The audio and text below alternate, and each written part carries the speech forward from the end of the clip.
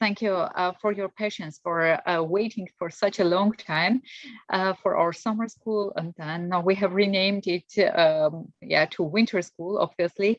The problem was, as all of us know, Corona. We were supposed to meet all in Columbia University, and our host was going to be Jackie Klopp, Professor Jacqueline Klopp, but unfortunately, because of the travel issues, we decided to postpone the school. And then we have seen also, that was the first thing, but the second thing, we have seen that there are so many participants interested in the summer or winter school. Basically, we were counting with 25 people. Now we have more than 40. So this is also very nice, I think. And so I would like to really warmly welcome you to our school. We will start with just introduction of our universities, University of Duisburg-Essen and Columbia University, who is actually the host, but we are hosting it now. Afterwards, we will have kind of an interactive elements to get to know you, and more importantly, that you get connected among yourself and with us, surely. And then we will give you a kind of an impulse presentation about tomorrow's day, and actually an introduction also to the winter school. What should you expect from us, from the winter school, and what kind of other speakers could you expect? And the speakers, all of them are very interesting people. All of them have confirmed to be a part of our winter school, and I very much hope that the results coming out from working groups, which we will be doing for the last 2 hours each session, that we can really kind of use these materials and solutions, but also interesting ideas coming from your side for publications or for joint projects, or for any kind of interesting scientific applications.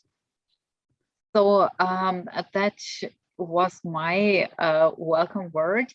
Elliot, do you have, and Festival, do you have some words firstly to welcome our participants? Yes, I want to share the screen if I could. Let me just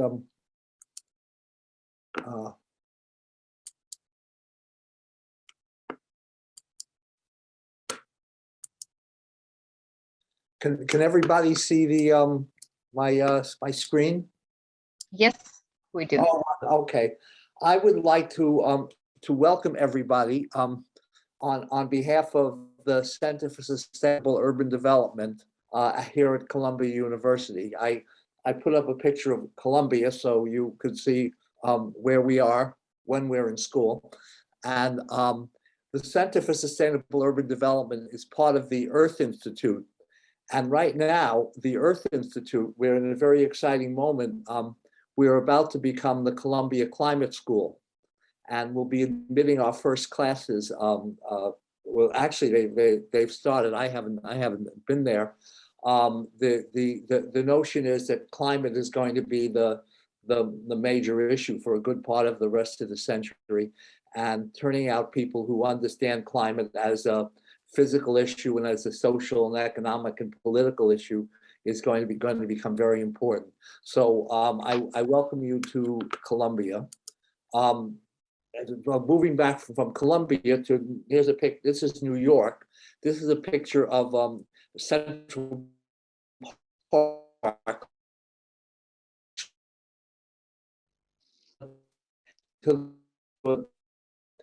Just above the park is where we are located at Columbia University. And I am, at this point, I am an emeritus professor of urban planning. And I taught for 40 odd years at the Graduate School of Architecture, Planning and Preservation. I'm an economist, and I'm currently, along with my colleague Jackie Klopp, co-directors of the Center for Sustainable Urban Development.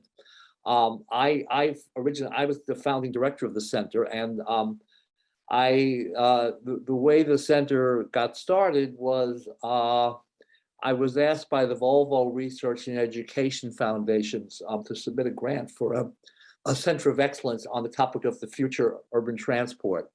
And I was working at the time with my colleague, Jeffrey Sachs, who was running something called the Millennium Development Project. The goals for the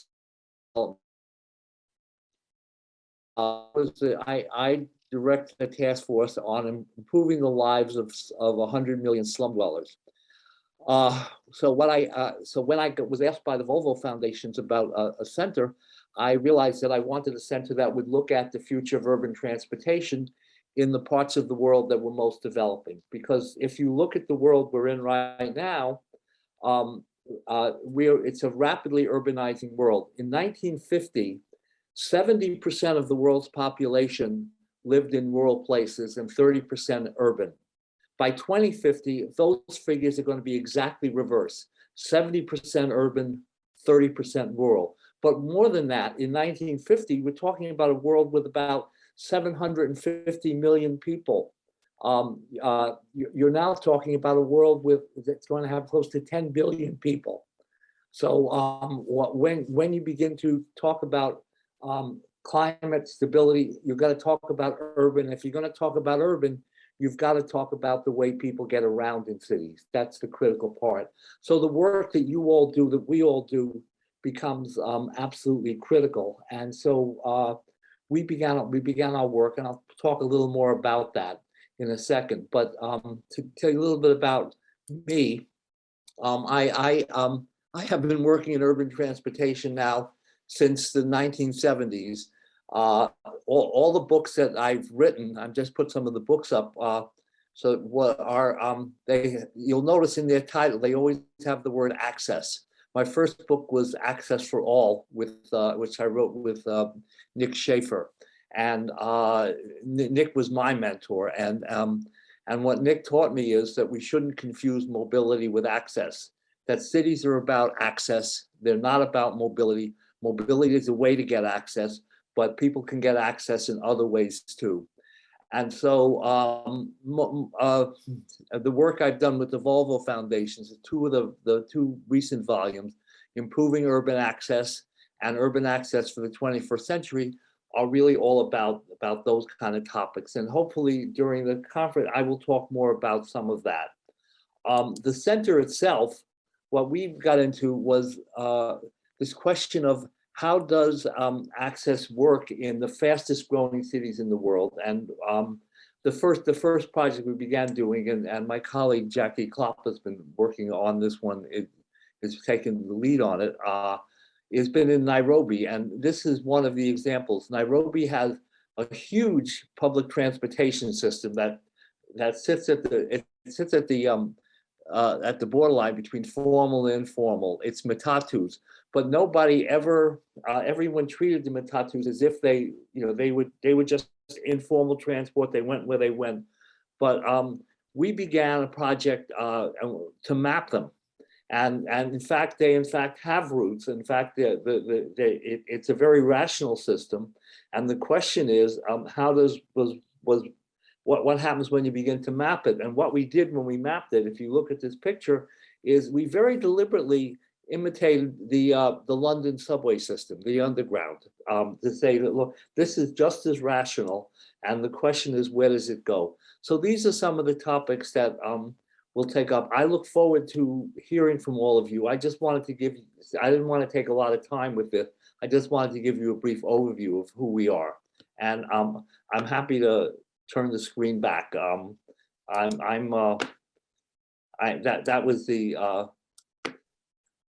going to stop sharing my screen and go back to the original. So this is just to give you some sense of who I am and who we are, and tell you how excited I am that we are all together doing this. Thank you, Elliot. Thank you so much, especially for your flexibility to jump in. Thank you once again for a very nice presentation, and especially this access and mobility thoughts are very important as well in our metropolitan region. Before we also introduce ourselves, University Duisburg-Essen, I would like to give the word to Festival, and then I will start sharing my screen, if it's okay. Festival, you have the word. Thank you very much. My name is Festival Godwin Boateng. I'm with Elliot at the Center for Sustainable Urban Development at the Institute, a postdoc. I came here back in February this year. I did my PhD at RMIT University, Australia, and had my master's in Denmark, Roskilde University, Copenhagen, and my bachelor degree in Ghana, which is also where I come from. My research focuses on sustainable urban mobility. I also write a bit on housing, how it connects with transportation planning. So I'm excited to be part of the school, and I'm really looking forward to the presentations. Thank you. Thank you so much, Festival. Then I will share my screen, and we can start then the part of presentation. So I hope you can see it. If full screen mode is right. Okay, so yeah, I'm also very much relieved to have you all here in urban mobility, because as we know, urban mobility is going to be the key for the next generations to solve the problems of urban systems. So who we are and what we are doing, what you could expect from us is given in this slide in outline. First of all, I will also give some introduction to our university, who was very successful to acquire this DAAD funding to get this done. Columbia University has already presented itself. Then I will go towards background and motivation. Why are we interested in urban mobility systems? And then very shortly about the introduction to our winter school. What could you expect? So let's start with the University of Duisburg-Essen. It is in the heart of Europe. As you can see, we are here in Germany, and in the western central part, it's those two cities, Duisburg and Essen, are located. Duisburg has somewhere around 500,000 inhabitants, and it was quite important steel production site in Europe, but also it is a logistical center of Germany. And not only in Germany, but in Europe, it is quite well known. Whenever we speak about logistics, then everybody says, okay, you must come from Duisburg, and that's true. We have also some culture, surely with sort of museums and so on. The second city of metropolitan region, Ruhr, is Essen. And here we have around 600,000 inhabitants. It is also the cultural and economical center of the Rhine-Ruhr region, as well as the hotspot for diverse kinds of industries, also energy utility firms. Probably you have heard of ThyssenKrupp, who is also having the headquarters in Essen and Duisburg. What was interesting, it was the city of Essen was European Capital of Culture in 2010. And then we were very much delighted and kind of very patriotic, I would say, about the fact that Essen became the European Green Capital of Europe in 2017, because of the very large structural changes coming from steel and from coal mining production into the completely different kind of economic sectors. We have here very good connections between two campuses. Just imagine there are two huge campuses, one in Duisburg and one in Essen. And there is a special shuttle bus traveling between the campuses, taking all our students. And basically we have 40,000 of students. Probably you have never seen this kind of motorway or highway, which is just crossing the city. And that's why it is a very interesting logistical challenge for all of us to kind of find a balance between the traffic and also the good life in the cities. The history of our university was that in 1972, we founded two universities, one in Duisburg, one in Essen. And in 2003, we have merged the two universities into the youngest university in Germany. We founded also University Alliance Metropolitan, which is then bundling our university, Bochum and Dortmund universities. Starting from 2008, we are the 8th largest university in Germany with approximately 40,000 students and 500 professors, which is really a huge number. What is also very interesting, we have the first vice rectorate for diversity management in Germany, and it was established with our university. We also act as an integrator for starting from 2020 within the Aurora Alliance network, which consists of 9 European universities and having 4 domains. One of them is sustainability and climate change, being co-led by me and vice rector of Innsbruck University. So yeah, as said, we have at this moment 43,000 students, 510 professors, 3,900 academic staff, and 1,600 technical administrative services. The foreign students with us are a lot, 6,700 approximately. 23% are coming from European countries, 64% from Asia, I would say basically from China and India. 11% from Africa, 2% from the Americas, and 1% of Australia. Budget is also very huge, with 374 million euros coming from public funds, and out of it, 140 thousands of millions are from third-party funds. We have a bunch of faculties, starting from humanities, social sciences, but also hardcore mathematicians, physics, chemistry, biology, and very importantly, medicine. Faculty for economics is basically coming from applied computer sciences, business administration, economics, and business informatics. And also we have another school, which we call Mercator School of Management, and it is doing basically business administration and education. We are a core of the engineering faculty.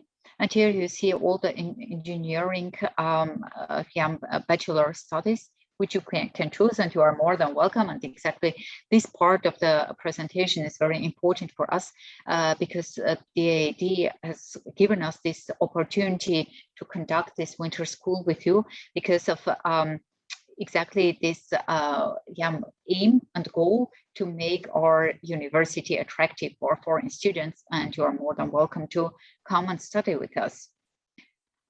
We have also, besides bachelor studies, surely masters, and masters are here with mechanical engineering, with applied cognitive sciences towards nano engineering, whatever you can imagine of. Here, once again, very shortly, the Aurora network I have told about. The entire network is being coordinated by the Vrije University of Amsterdam, and we are very, very happy to be given the chance to coordinate the domain of sustainability and climate change in my persona. You see here all the universities from Europe, the 9 universities. We have also the other 3 domains, which are digital society, global citizenship, health and well-being, and as well as culture, diversity, and identity. If it was about the teaching, we have within the research areas 5 main research areas, which are dealing with nanosciences, biomedical sciences, empirical research in education, urban systems, and change of contemporary societies. For us, the most important here is the urban systems. It's obviously where we are coming from. And within urban systems, we have this bunch of interdisciplinary scientists coming from health, culture, environment, infrastructure, logistics, society, and education. The center which I am leading is the Center for Logistics and Traffic, and this center is one of the most important centers within the urban systems. And here you see the pie saying that within the Center for Logistics and Traffic, we have approximately more than 50% engineering scientists, but also mathematicians, education sciences, economics, business administration, and geography. So what is for us then logistics? For us, this is very important because we need to be on the same page during the next 6 or 7 sessions, which we are going to work with you through, is that logistics is dealing with the challenges to plan, manage, and control the dynamic flows of goods, persons, energy, financial resources, and information. And here it is very important that we think of the services and resources to be sustained during the operating systems, but also strategical and tactical planning of logistics systems.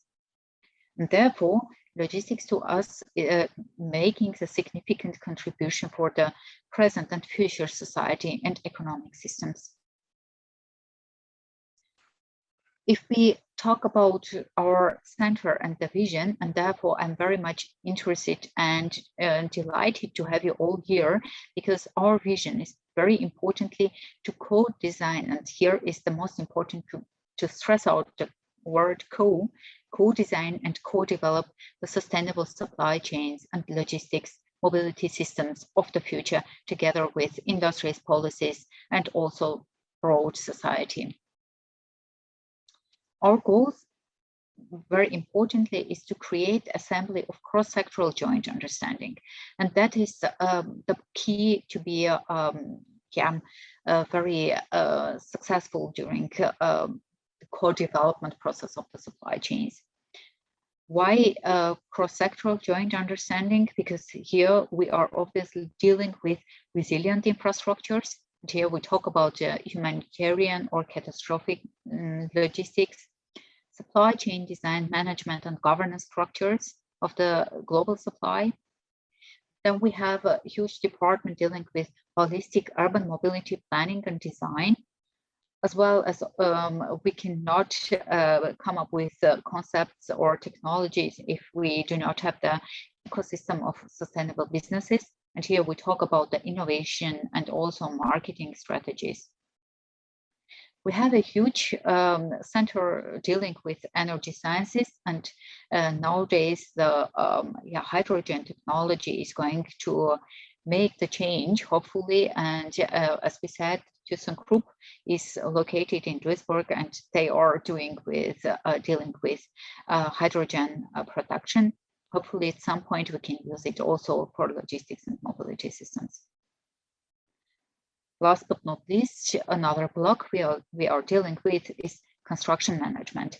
And surely, if we are thinking of new construction systems, we have to deal with logistics behind the construction.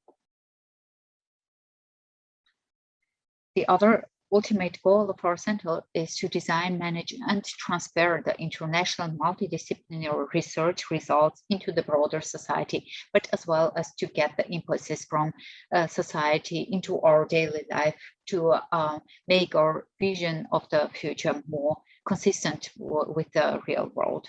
And that's why one of the transfer strategies of us is definitely to conduct this kind of summer schools where we can give an input, but also get in touch with the external stakeholders who will give the speeches starting from the next week, and as well as with you to get your perspective from so many countries you are coming from. And truly, ultimately, if we are very successful, and I do hope that we can identify relevant topics of the future, not only from our perspective, but also from your countries. And then surely we can identify some funding opportunities, provide our extended networks, and then probably come up with good publications and joint projects. So what is the core for this strategy is that we cannot optimize one single sector, one single topic or operation. We need to think of systems, and the systems are very complex. And we know if we do not take the entire interaction of the urban systems, we will not be successful in transforming those into sustainable or digital urban systems. So here we surely can start with digitization industry 4.0, which is actually technology development and implementation. Nowadays, also the operational researchers or computer scientists think of systems, and therefore they come up with networked or connected systems in order to come up with process efficiency and optimization. The second stage might be sustainable digitized economy and society. And here we think of compliance to planetary boundaries. Mainstream sustainability awareness is very important, because if the citizens and consumers do not act in a more sustainable way, we cannot drive the change. Global cooperation and solidarity is obviously very important if it comes to Paris Agreement or nowadays COP26 in Glasgow. Last but not least, I would say that the next generation would be then integrated and disruptive digital and sustainable transformation, where we take the entire technologies and the human beings in the center of, we call it Society 5.0 or super smart society. This term is coming from Japan, and they said that actually the future-proofed nature-human interaction is the key. Whatever we are doing, the human being should be in the key. With ultimately integrated participative governance methods. And this is actually, everybody, I would say, is talking about participative governance, but it's not that easy to implement this in everyday lives. So we have at our center more than 32 chairs. We have advisory board members. And as we said, our networks are in a very strongly connections within the rural area are going to TU Dortmund and Bochum, but as well as within Europe with our rural universities. We have also extended networks with Fraunhofer or the other institutions. We are dealing with regional and local problems to address new projects, but we are very active as well in international calls like European Union calls. We are acting with foundations like Mercator or Volkswagen, and as well as contract researchers with communities in the industries. And all this interconnection with all our networks all over the world is being done through us as a very central executive, I would say, body of the center. And it's us here, me you see here as the director of the center. most of you have been chatting with Dilek, Gohar, and Fabian, and I would say we would give the word to Dilek. Dilek made it happen this winter school. Sorry, I have to always check with summer and winter school. So Dilek, go ahead, please. Yes, thank you. Yeah, when I designed the program for the summer school last year, I thought the corona pandemic was over and we could meet us in New York. But I think Zoom is nice too, and hope that you like it too. So I too would like to warmly welcome you to our winter school and want to say a few sentences. Please do not fall into a passive consuming attitude, but take advantage of the various perspectives of the experts over the next few days and ask questions. So use it. Write your questions in the chat or raise your virtual hand. So my name is Güldilek Köydoglu Alabash, the short form DLEC, and I'm a research assistant at the Center for Logistics and Traffic, as Annie said, at the University of Duisburg-Essen, where I studied business administration. And yes, at the ZLV, I have been working for over 10 years and I'm responsible for knowledge transfer, innovation and stakeholder management, as well as the initiation and implementation of research projects in the field of mobility, logistics and transport, as well as sustainable urban development. I'm currently involved in setting up the CONUS network as a project coordinator. It is a third-party funded project, a network in the Lower Rhine region that aim to achieve a sustainable, innovative region, primarily using the Living Labs method. Thank you, Dilek. Thank you very much. I forgot to introduce myself. Sorry for that. My name is Annie Melkonyan-Gottschalk. In short, you can call me just Annie. I'm an environmental economist, holding my lectures in environmental economics, urban mobility, urban logistics. Also a visiting professorship in Oklahoma University in frames of a NASA-funded project, which is dealing with climate change impacts on agriculture economics. So yeah, I'm therefore very much interested in food supply chains, but not only. Yeah, and at the university, except being a docent, surely my key task is to coordinate the center. So that's about me. Gohar, are you there? Yes, I'm there. Thank you. Yeah, well, I'm Gohar. Most of you, or maybe all of you guys, had only contact with me via emails.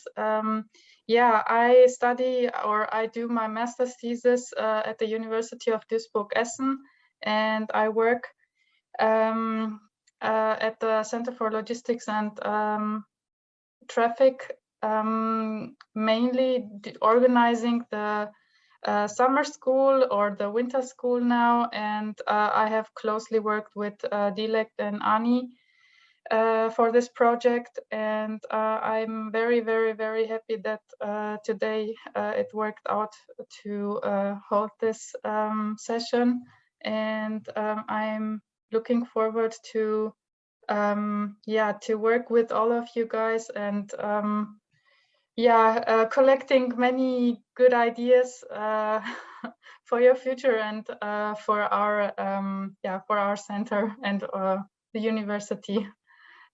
Thank you. For us. Thank you, Gohar. Fabian, are you there? Yes, I'm here. Hi. Hello from my side. And first of all, I need to say that I'm quite amazed about the fact that we have addressed and gathered such an international audience with this topic. Welcome to this winter school. My name is Fabian. I'm a research member at the Center of Logistics and Traffic as well. And all you need to know for this event is that I'm going to be kind of the technical support. So if you have any issues, feel free to address me. Thank you so much, Fabian. We will do, most definitely. So as Dilek said, if you have any questions, just raise your hand, shout out, interrupt, feel free. And if you don't feel free, just write in a message within chat, and Fabian and Gohar will be always keeping an eye on the chat and gathering your ideas or questions or comments. So just feel free, yeah. After my presentation at this moment, we will give the word to you and we will go into the speed dating. If you have just a couple of moments for me further. Yeah, so it was us, and our added value for cooperation. It's always, there should be an added value in any kind of cooperation, is fruitful multidisciplinary cooperation on actual topics. Therefore, you are here. Optimized networking, strong partnerships, and we are very delighted to have Columbia University with us. Hopefully, this will be the very start of the collaboration, and we will go on further. Study information on political frameworks and co-design of those is very interesting for us, because ultimately urban mobility should be co-shaped by the policies, and therefore we are very interested in the successful or efficient frameworks which are out there. We are in charge of project coordination, management, and transfer, and we play a direct role in shaping sustainability transformation in collaborative networks worldwide. And with worldwide, we mean worldwide. Here you see our advisory board members, and what you can see here is right away. I'm not going into the names surely, but most importantly, you see here we have the industry working with us from top management levels. We have science from coming from MIT till Singapore in from US to Singapore. We have policy members working with us like from European Commission. So therefore, this triangle of the multidisciplinarity is very important for us. Now I will come to the background and motivation for our winter school. And then I think within the next 3 minutes, I will be done with this. So what is the background? Why are we considered with? And what we are considered with? This is the most important. As we know, the humans are a dominant force in biophysical living conditions on the ecosystems on the Earth planet. And therefore, we are changing through our behavior, the climate, through urbanization, demographical changes, resource overconsumption, consumption shifts. And this actually motivates us to lead the momentum for change on transformation pathways with communities, cities, companies, NGOs, in order to balance the need for healthy society, especially when it comes to stewardship of natural ecosystems. So ultimately, if we take this change of biophysical infrastructures, then we are right away within the sustainable urban areas, as well as the industrial ecosystems. Here we mean the business ecosystems and the healthy industrial ecosystems, which are then surely also undergoing the transformation change. Technology is something we need to take with us, and we think without smartness, without advanced technologies, we cannot change the world or transform. Last but not least, surely the key for this kind of changes or the societal changes, it is the global supply of everything. It is food, it is energy or materials or whatever you might consider for your daily life. And here, you know that nowadays sustainability, transformation, and supply chains could be very, very well integrated into the circular economy patterns. And actually, if you could follow me at this moment, then you see that exactly those are the key 4 sessions of our winter school we are going to conduct with you, and our academic theories we are relying on in our research or in our teaching are ecological economics, planetary health, sustainable supply chain governance, environmental management and policy, climate change modeling, but also modeling of climate change impact or adaptation and mitigation mechanisms, urban design infrastructures, and here we talk about resilient infrastructures, and as well as business model innovations. We have a large, I would say, experience also thanks to DLEC about the summer schools. And we have called the summer schools and the extended networks who have been conducting or were contributing to our summer schools and now winter schools as emerging concepts of logistics. And therefore you see here the term eCall. We have been dealing with cyber physical systems, smart cities, urban supply, future energy systems, disaster management, healthcare, sustainable industries. The strategic goal of the emerging concepts of logistics is to develop the interdisciplinary combinations of modern logistics sciences like circular economy-based industrial development or healthcare or smart cities, urban supply, as well as some other disciplines which we haven't been thinking of yet, but they are emerging, therefore emerging concepts. We have here, you see one of the groups. We have been doing the summer school with Koç University in Istanbul. That was supposed to be one of the pictures for now with you in Columbia University. Unfortunately, we will make it probably some other day, or we can take a photo when we go into the into the next session, like speech dating. Fabian and Gohar and also Dilek will make sure that we have a group photo as nice as this one. In 2015, we have started with the idea of summer schools, and the first one was on resilient urban industrial systems. It was conducted for 6 days in Istanbul, and we had 30 participants with Koç University, and was sponsored from Duisburg Harbor. The second one in 2016, we named it Port of the Future because the first one was so much successful that Duisburg Harbor said we're going to kind of co-sponsor this one in Duisburg. In Germany, we had 12 participants, also from Koç University and Duisburg Harbor.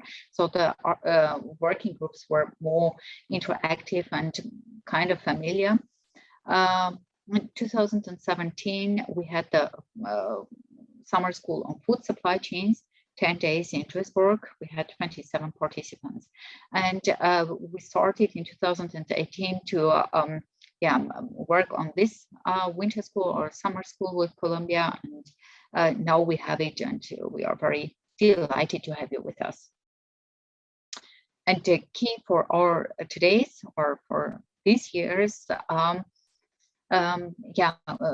winter school is to come up with a sustainable mobility patterns of the future in metropolitan regions, to discuss the best case practices, learn out of them, and come up with the visions of ourselves. As already shown in the biophysical systems of Earth, we think that the co-development of innovative and sustainable mobility concepts within metropolitan regions in Rhine-Ruhr, in New York, or in Brazil, or in Singapore, where you are coming from, should be focused on firstly global supply chains and transport systems. Here we will be talking about sustainable governance and innovative transportation systems. We have very interesting talks coming next week. You might see on the agenda, and the agenda is somehow preliminary. Those people who you see on agenda will be definitely there. We are working on some additional ones. So stay tuned and stay interested. The second one is going to deal with urban mobility and logistics systems. And here, best and worst practices to transform our urban mobility systems will be shared with you. And hopefully we can learn some lessons out of those. The third block is going to deal with business model innovation in transport and mobility systems. Here we are keen to come up with cross-sectoral experiences as well as multi-stakeholder cooperation in order to innovate the sector of transport and mobility. Last but not least, as we said, digitization and technical solutions are also very important to transform transportation and mobility sectors towards more sustainable solutions. And here we will have we will discuss with you the technology acceptance by industry, but most importantly also by the users like you and me. We will have these 4 sections. The key idea is that today, not probably, but it's already planned, I will give you a talk about global supply chains and transport systems, so that you already have heard about our next session, which then I will be there as a mentor, but not as a talker. And here I will also, by the end of my presentation, give you some key questions so that we can start already work in working groups. And I'm very much interested to get the results of your working groups by the next session as the very first part of the next session. So yeah, we have 55 participants. We have lost 9 or 10 on their way. Probably they will join us at some point from 30 different countries. We will see during the speed date from which countries you are coming from. And I'm very, very interested to get to know you and to work with you until 10th of December and then beyond the winter school. That was all from my side. And Dilek, you would like to take the moderation? What is coming next? I will stop sharing. Yes. So the participants have learned a lot about us. Now we would like to find out a little bit about you with a few interactive elements. In our original conception for 25 participants, it was intended that you would introduce yourself with 2 or 3 slides, but due to the new concept with this number of participants, we could fill a day. So with it, therefore, we would like to ask you a few questions with the Mentimeter tool as part of a survey, which among other things serves to get to know you and your expectations better. At the same time, it is a good way to encourage activation and for those who do not know it, how to use the technology. So Fabian, yes, you have shared, please. Okay, so we've prepared 2 polls for you, and now we're going to do the first one. You can participate in 3 ways. I think the easiest and most intuitive one would be if you just take your smartphone. Most of the current ones have the function that you just can scan the QR code on the right side. The second one would be that you go to menti.com and type in the code, but I sent you already a link in our Zoom chat right now, which you can also follow. I'll give you a few seconds to choose one option, and I guess we can see some results of the questions. You might not see questions now because I did not go 1 slide ahead, because then the QR code disappears for you. But in a few seconds, I will go to the next slide. But we are sending cards to each other. Yes, all over the world. That's nice thing. So many cards. Very friendly community here. Okay.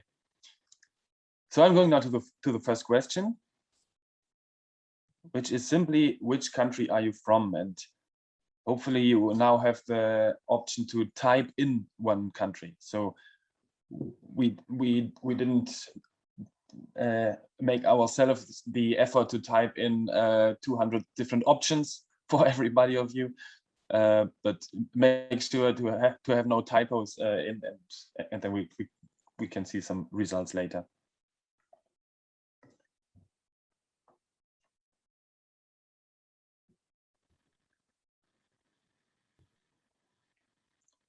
We're waiting for a few seconds more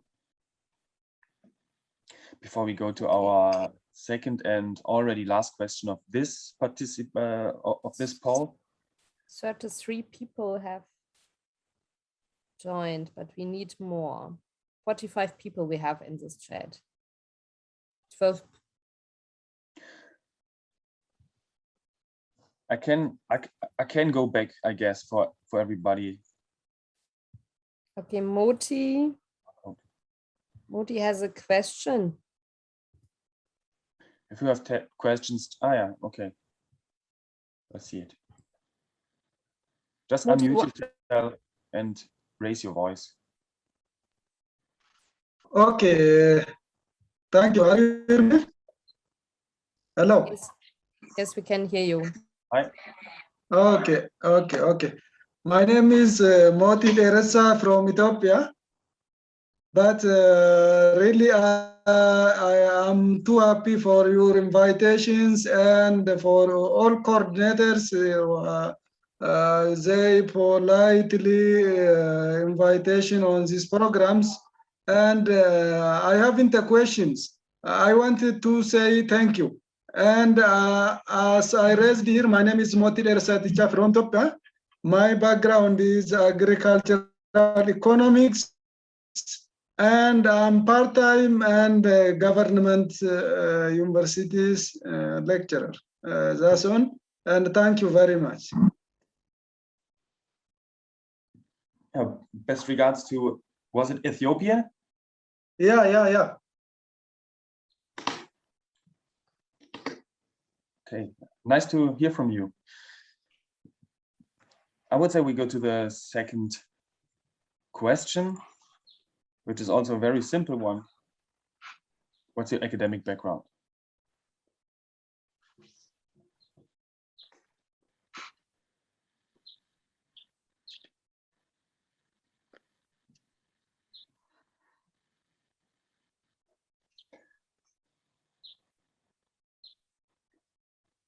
Okay, very equal distribution we see here.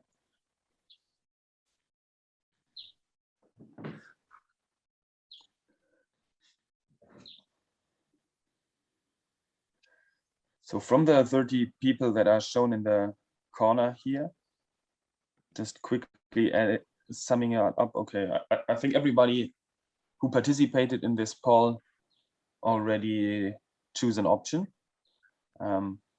Okay, I don't have any more commentary on that. Delay, what do you say?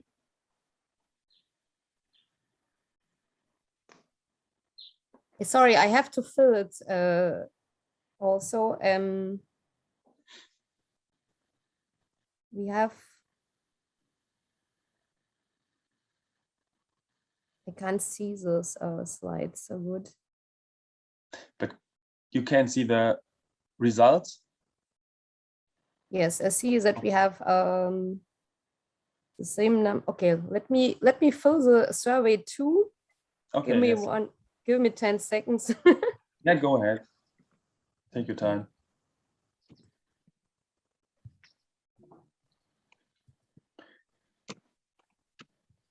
But what we can say is that we have a quite equal distribution among these stages of academic background. Yeah. I like really, this mix. Okay. Yeah, that would be our first poll with you, and be prepared to see one more poll in a few minutes.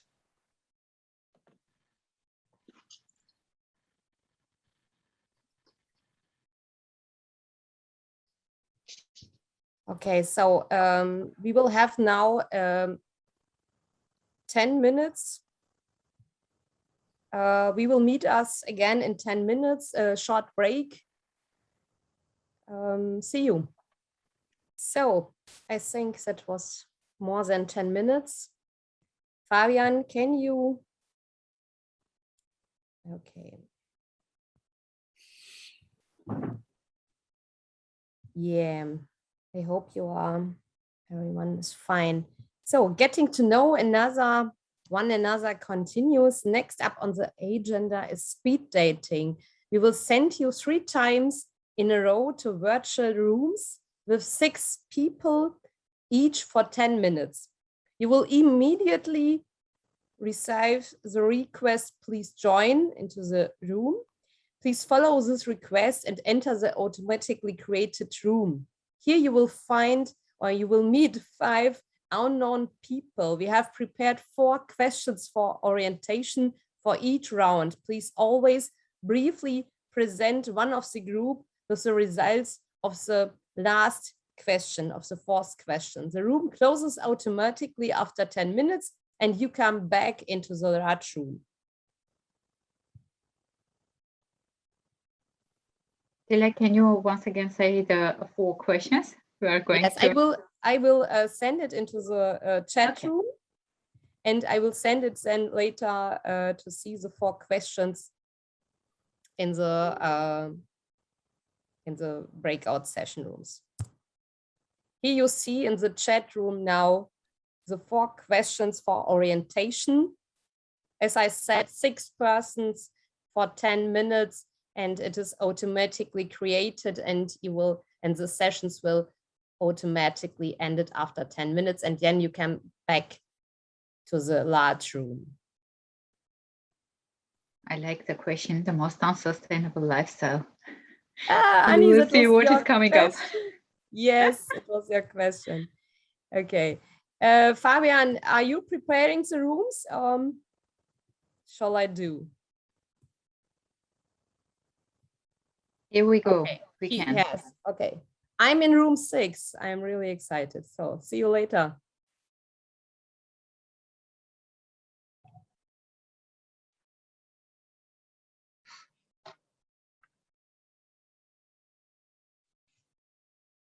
Hey guys, can you see me? Can you hear me? Can you hear each other?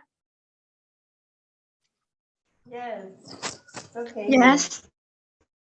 Great. Maybe you can show me or also the others your faces so we can get to know each other a little bit.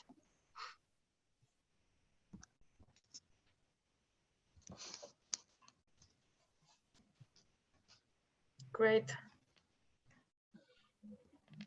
Hi. Hey.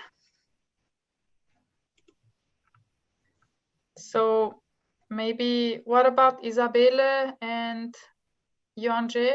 I hope I pronounced it correctly.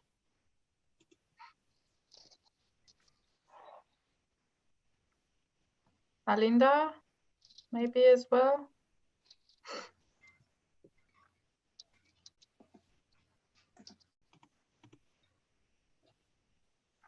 Okay, probably they don't really want to. So we can maybe start. Oh yeah, there she is.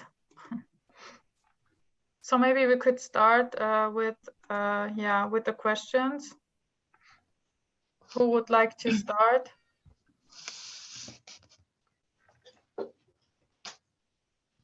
Don't be so shy.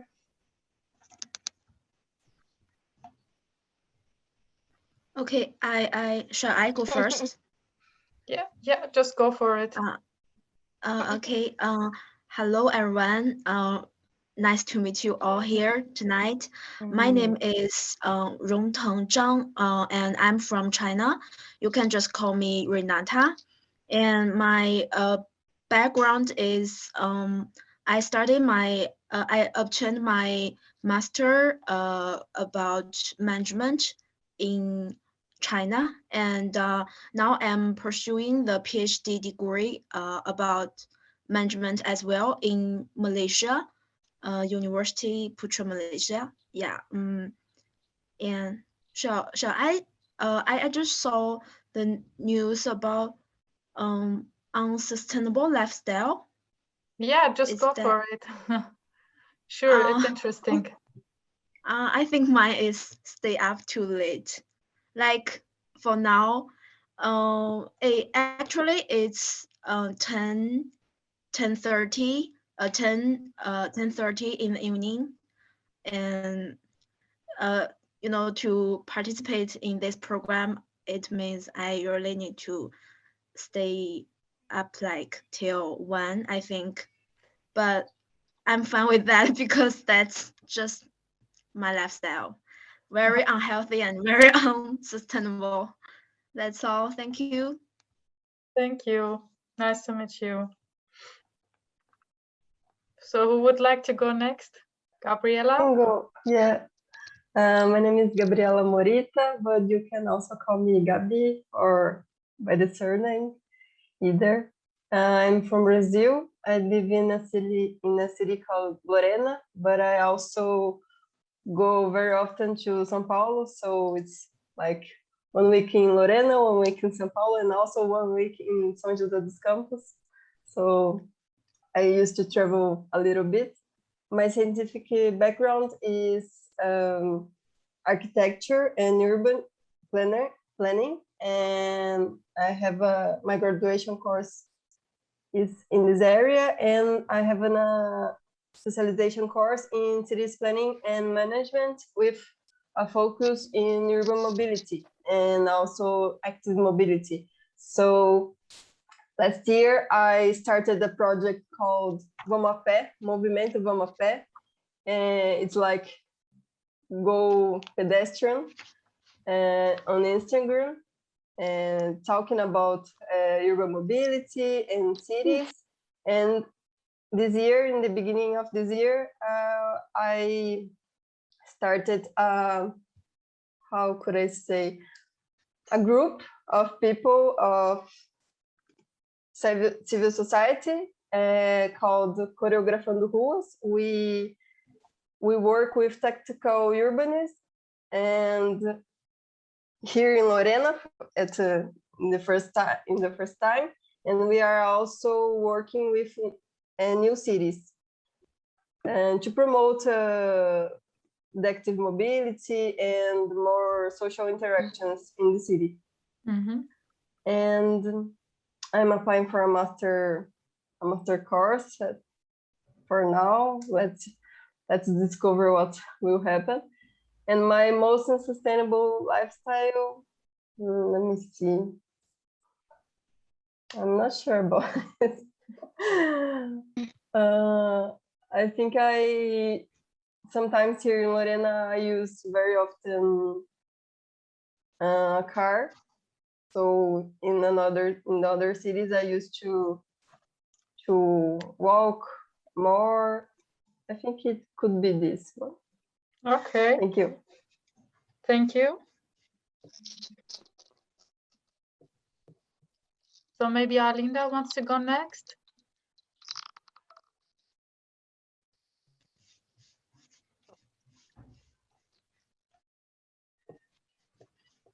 Hello?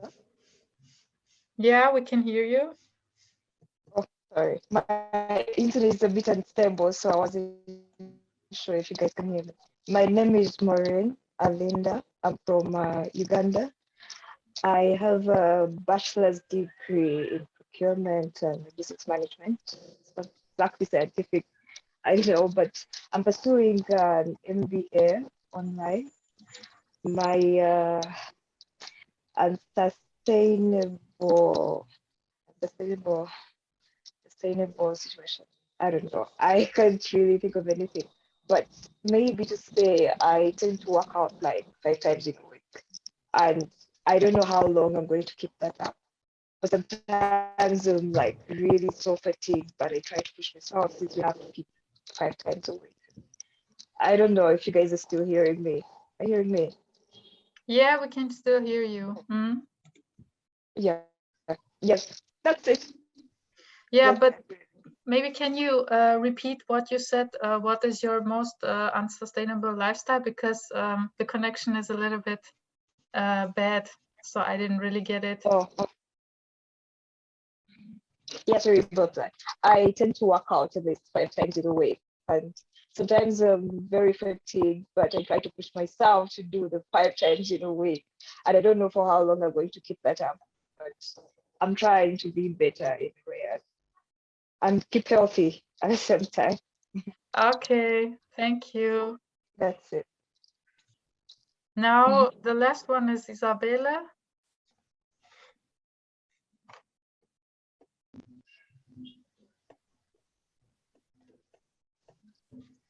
I think she sent on the chat a little bit. Oh yeah, now I see it. And it's semester here in Brazil. Okay, she's also from Brazil. Sorry about the camera and the mic. In the next session they will work. Okay. Okay, yeah, well, that's too bad, but yeah, we can understand that you cannot connect properly, but yeah, make sure that next time your camera and mic work. Yeah. Okay. Thank you. Thank you, all of you. I don't know. Actually, the room should be closed now because I think we have already talked like 10 minutes. Let me check.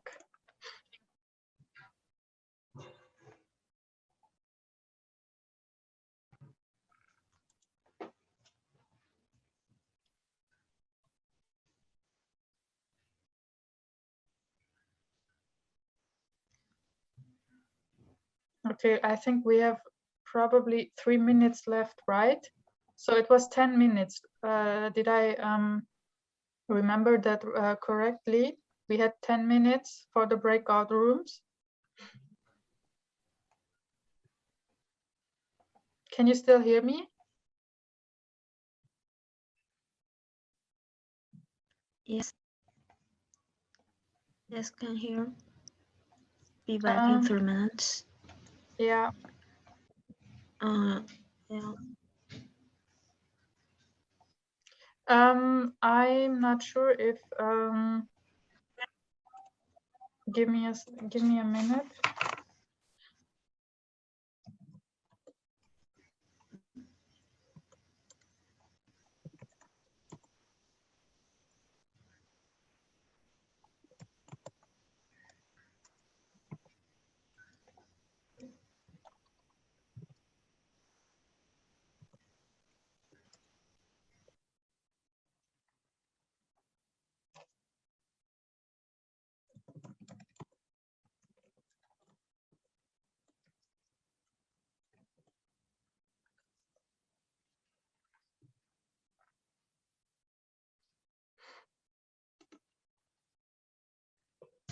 So maybe you could tell me what time is it now in your country? Because I think we all have yeah, different times. I remember that Renata said you have like after 10 p.m. right now.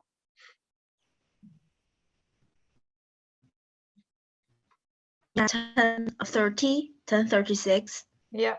Okay, gotcha. What about the others? Okay, Isabella says it's like 11:36 in Brazil. So I guess Gabriela's time is the same, or okay. What about it's 5:37. 5:37 in Uganda. 5:37. Okay. So like in the evening, PM.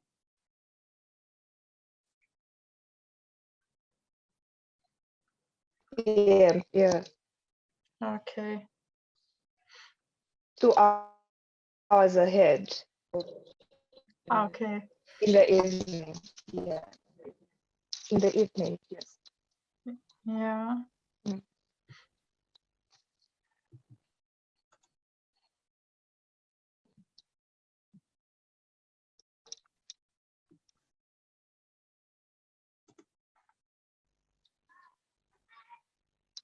Okay. See you yeah, in the session in a few seconds because the breakout rooms are going to be closed in a few seconds. Thank you very much and see you. Okay.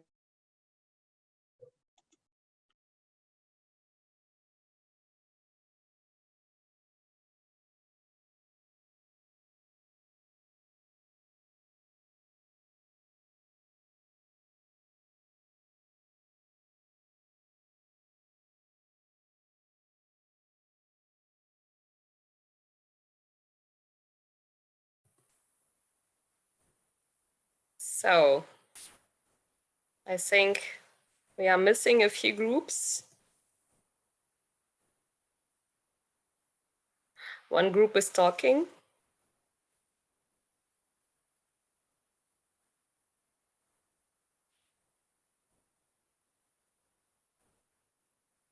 So I hope the time was enough. And it was interesting. In our group, it was really interesting that 3 persons from the same country, from the same university was inside in the session. So, and one of these persons, I am working in a project. So it was a little bit funny. So, only a short summarizing of your groups regarding the last question. Alma, in our group, Alma wants to summarize it. What was the most unsustainable lifestyle of the participants? Can you talk us?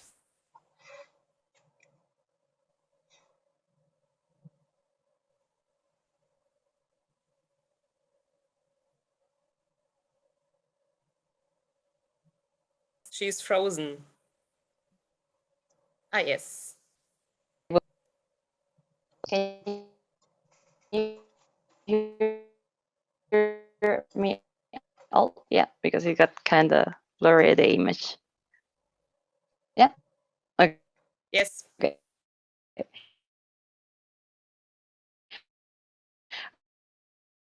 Well, my group And it does not work now. had 3 people.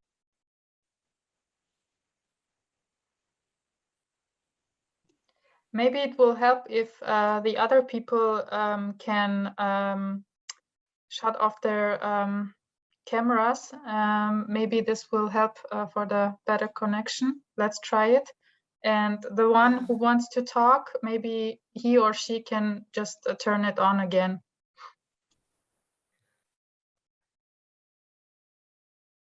Anna, do you want to try it again?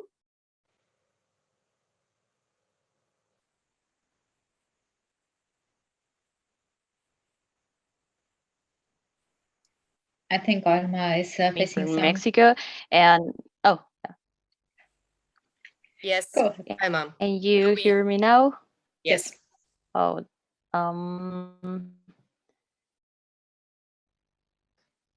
hi, can you hear me now? Okay. Yes. Oh, perfect. Okay, then I will keep my video off so that you can hear me better. Is that okay? Yes, please. Okay, then hi everyone. My group, because it had 3 people from Germany, 1 from China, and me from Mexico.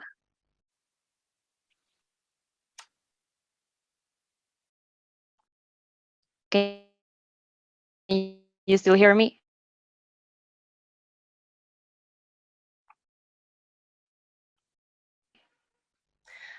I can't hear you now. So maybe we will wait a few minutes and we can switch to another group. It's really... Okay.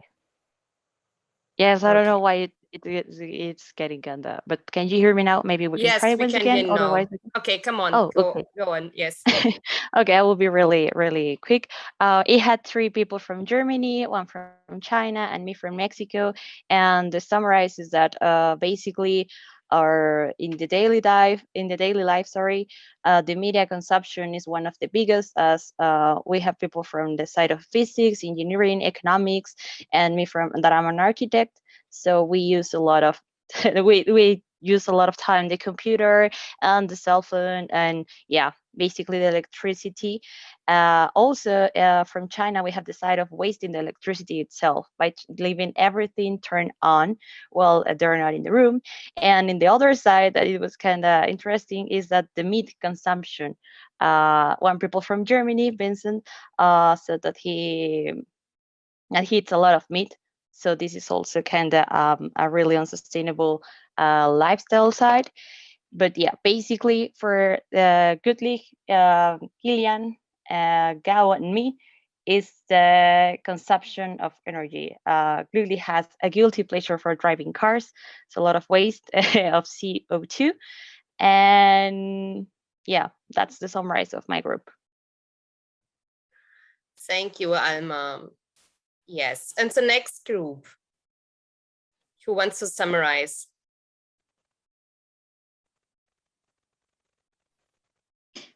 Festival, would you like to summarize the group number 1 from us? Yeah. Festival? No one? Well, if not, I can go on. So we had a also very interesting group with us. Unfortunately, Maria joined within the last 35 seconds, and she had exactly 35 seconds to introduce herself. Yeah, so we had one person from Hong Kong originally, living and working in China, Beijing. Then we had another one originally from China, but studying in London, in King's College, and both of them are urban architects with a focus on transportation mobility. And the most unsustainable way of living, it turned out that is basically mobility, that people would like to ride bicycle or be on foot, but or go and use public transportation, but at the end of the day, most of the time we are ending up with using a car. So that was actually the basis from our group. If I forgot anything, please shout out. Yeah, all good. You were in the same group, okay? Yeah. All right, we were in the same group. Nice. Okay, so thank you, Annie. So I think we should go on and group 2. Who was in group 2 and wants to summarize really short? What was the most unsustainable lifestyle in this group?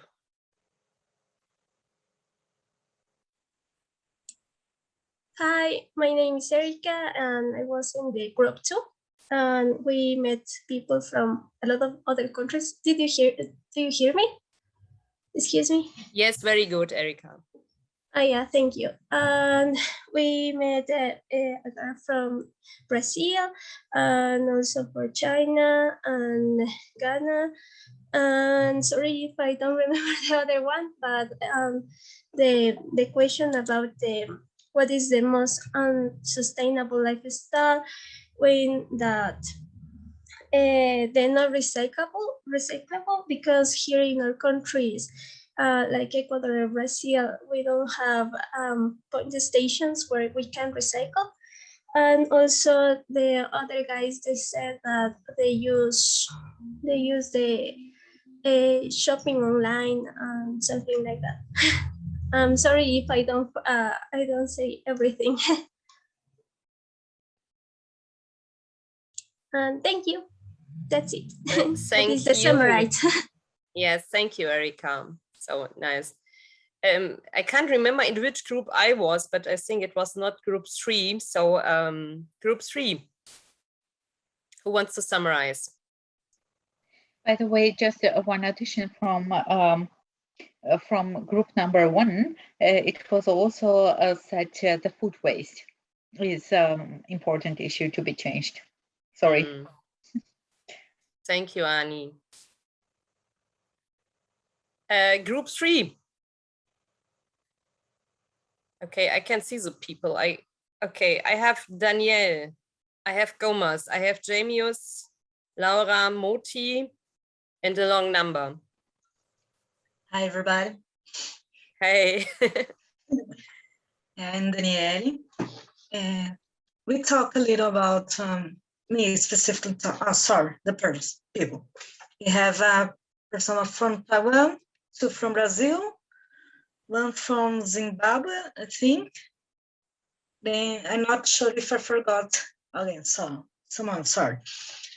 We talk about two topics. One is the time we spend the transportation in the big cities, and in how much we spend, how much we use the cars in the big cities too. Okay, thank you, Danielle. Okay, without any comments from my side, group 4.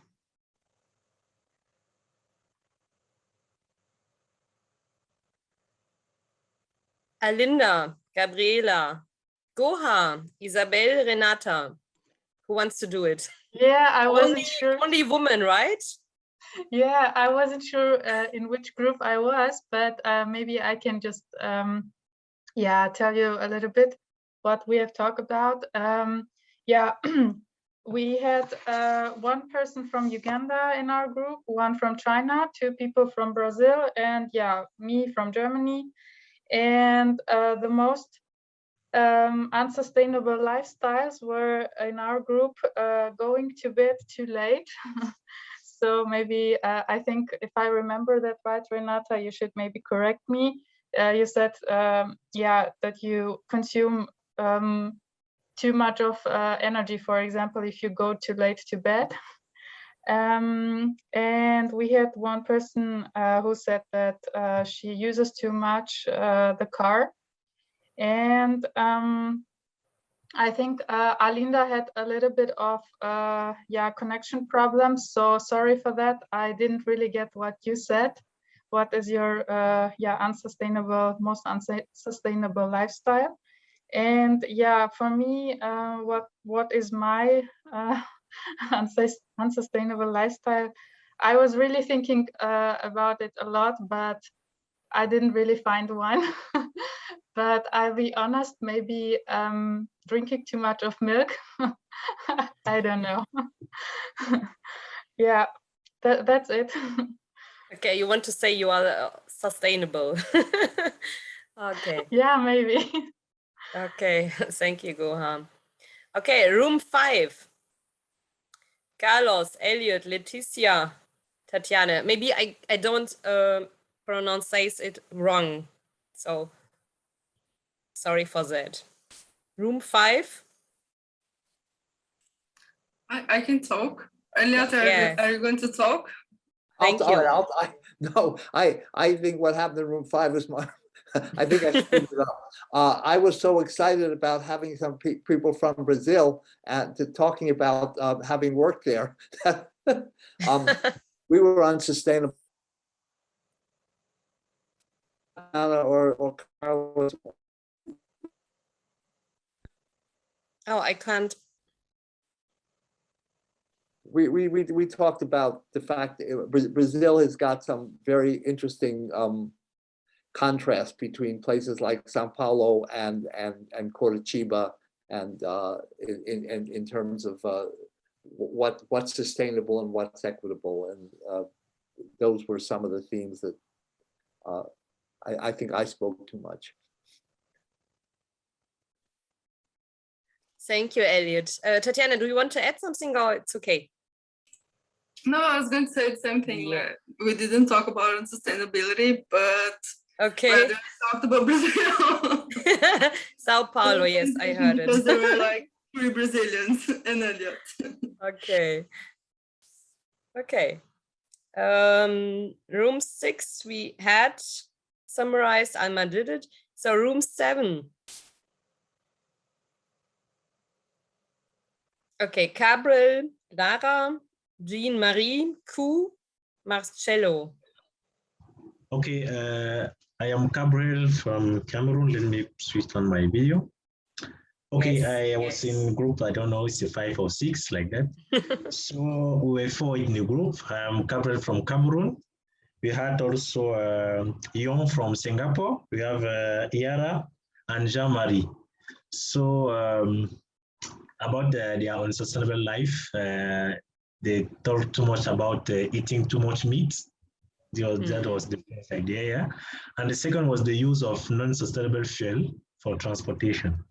So in a nutshell, this is what, but we discussed too much, we exchanged our different email addresses, and then we promised to talk each other beyond the programs. Thank you. Okay, nice, thank you. Okay, room 8 in the last room. Now you can't say that I didn't know my room number. Which group didn't summarize?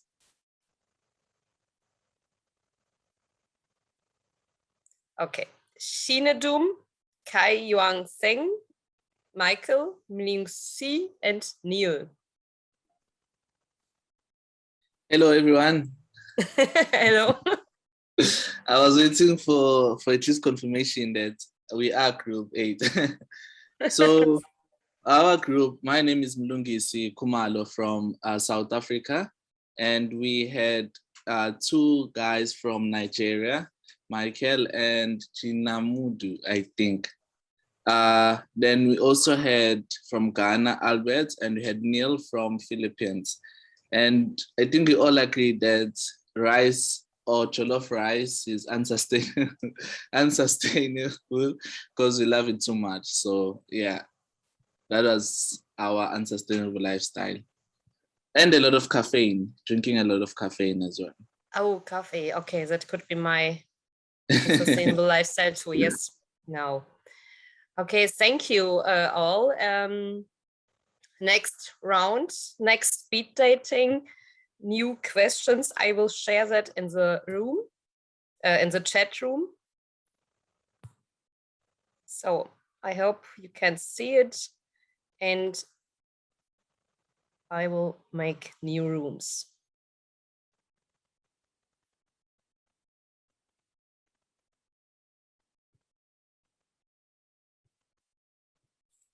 So 10 minutes. And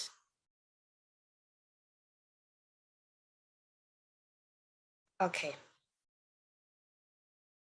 I can't see this.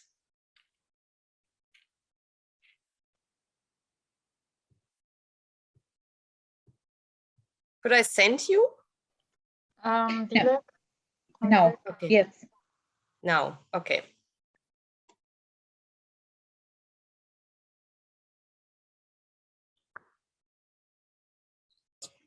Hello. Hi, everybody. Hello. Okay, hello. so let us first of all say who is going to present our group.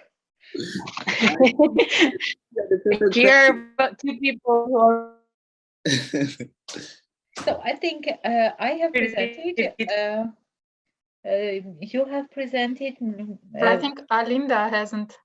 Exactly. So Alinda is going to be the one to present. Okay. Okay. So go ahead. I think. Okay. Yes. My name is Mlungisi Kumalo from South Africa, and my science, I wouldn't say scientific because I'm in commercial industry, but I'm specializing in transport economics.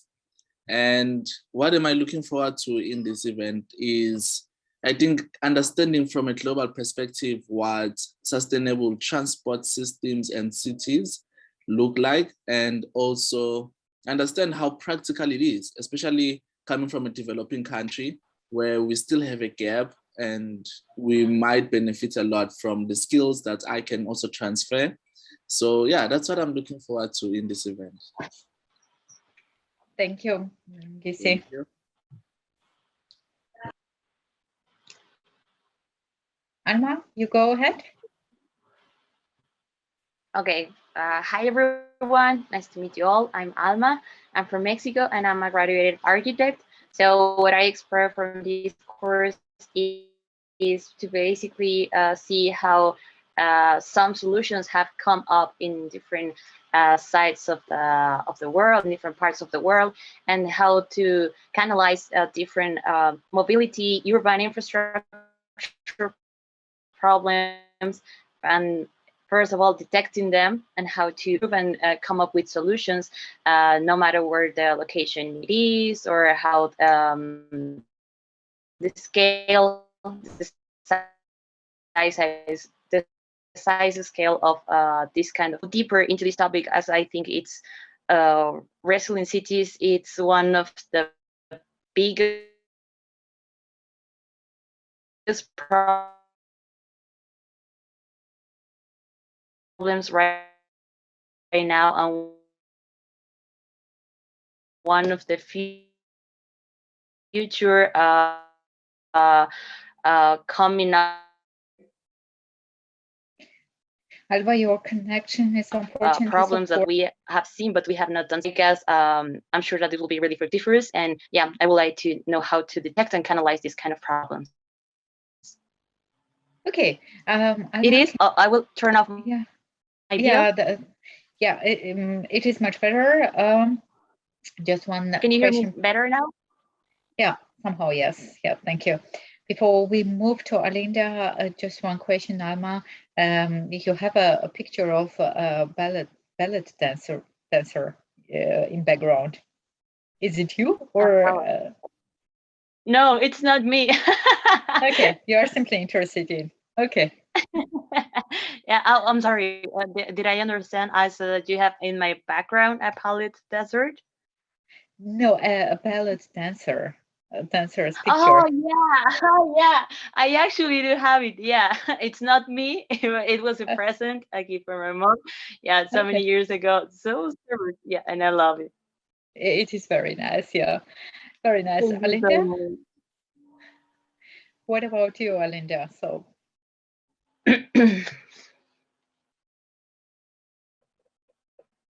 You are muted.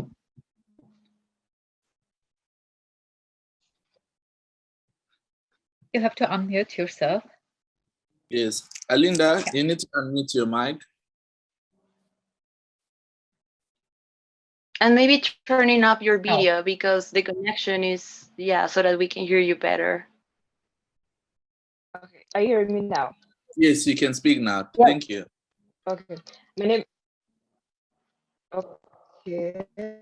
My name is Marina Linda. My background is I have a bachelor's in procurement and logistics management from Uganda. Currently, I'm pursuing an MBA online. What I expect from this event is I'm also from a developing country, third world actually, it's not very developing. So I would like to learn more about how other developed countries have been able to handle sustainable solutions to this logistics mobility, especially in this COVID pandemic. And what's the way forward after all this fiasco is over and all of that? Yeah. That's it.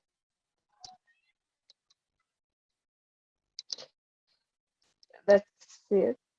Are you guys still there? Yeah, but somehow your voice is being interrupted. I think you have some problems with connection. Yeah. It's on and off. It's on and off, unfortunately. Yeah, I can understand. Yeah, so actually, as far as I understood, we will give shortly words to Gohar, but until now we understood that basically you expect to learn from global best case practices and how to implement those into your specific urban context, be it in industrialized or in developing country. That's what I understood. Yes, and yeah, and basically coming back to my expectations, I would say it's not only you who wants to learn, but also us.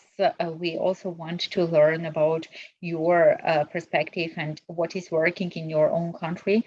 But also automatically we will give you a little bit case studies or questions so that you go and do a little bit literature analysis and reflect it back, and so we share our knowledge, what we gain within a week, and then we can take everything up from that point. So it's a kind of a co-learning process which we are expecting within this winter school. So that is my expectation, frankly speaking. And Gohar, what is your expectation? My expectation to this winter school is I really like the mixture of having so many international students here and from all over the world. And I think for me, it's very interesting to to know what other people, for example, in Africa, in South America or Asia, what they are concerned about, what they are interested in, and especially with regard to the climate change and that bigger cities have to cope with different challenges in these days, and what the students or participants are interested in their studies, and what they have already know about, and so they can tell us the people here in Germany or in North America, so we can maybe learn from each other, and so that's what I would like. I would expect from this event.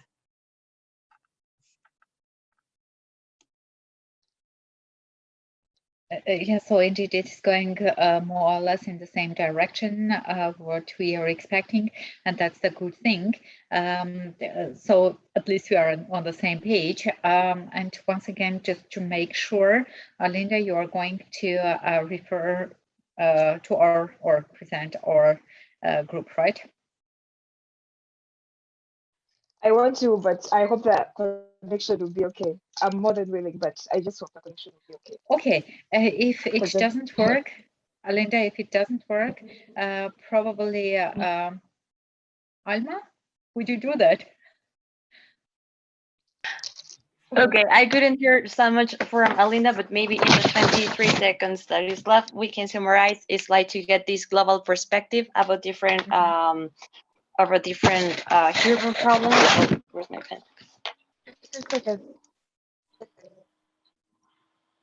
Yes, global perspective. From me, right? 4 seconds. Oh my God. Yeah, sorry. Oh, okay. Just a second. No, I just want to learn about. Sorry, are you hearing me? The like how the developed countries have been able to maneuver the COVID pandemic, you know, in regard to the logistics, to the urban mobility and the challenges they faced, how they've been able to solve it, and what's the way forward after all this fiasco of the pandemic is over. Mm-hmm. Oh boy. Did you catch that?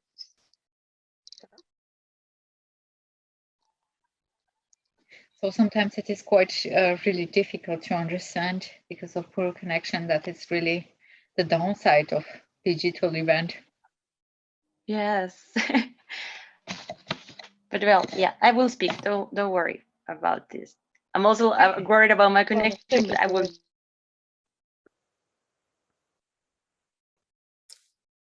Okay, not the same people, please. I see Alma, I see Ani, I see Goha, maybe Alinda, Marcello, or Mlungisi can summarize. We have already said that either Alma or I think, or Alinda, both of them, depending on connection. It's having the best connection. It was really poor sometimes, and it was difficult. Yes, we had problems too. So yes. Who wants? Alinda, you want to go? No. Then Alma.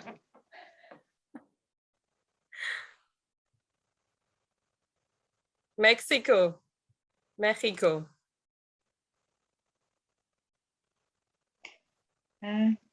Alma, can you hear us? Now she's unmuted. Malungsi. Okay. Yes. Go ahead, Malungsi. Yeah, let me just sum it up. So from our group, I think it was a consensus that we all looking forward to learning about the global perspective on how mobility and emergencies can be dealt with, and also to learn how COVID-19, most of the countries, how they're able to handle the logistics around it, and also to learn how to sustainably develop municipalities or metropolitans, depending on the country that you come from in the region. So our whole team, I think the understanding is that we want to just learn how the next phase of urban system studies are going to look like. So that's the general overview of what we are looking forward to. Thank you. Thank you. Okay, room 2.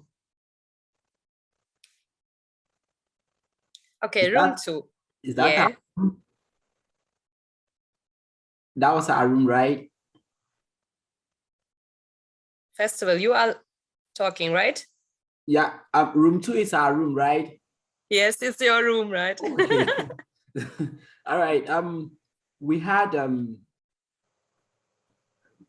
okay, 3 people from 3 countries: Ghana, Ethiopia, and Brazil. A sociologist, myself, agricultural economist, Moti, and also a civil engineer, Tatiana. And I think we all have the expectation to learn, different ideas from different people working on different but intricately related topics to build our research. And I think we already have some interesting ideas we would want to develop together going forward already. Yeah. Thank you, Festival. You're welcome. Yeah. So room 3, I was a little bit late in this room, but a few people was not so good connected. So I will give only a short summarize. And they said they want to learn more about logistics and technology and knowledge, general knowledge about logistics. One of the persons was interested in business models in the airline sector.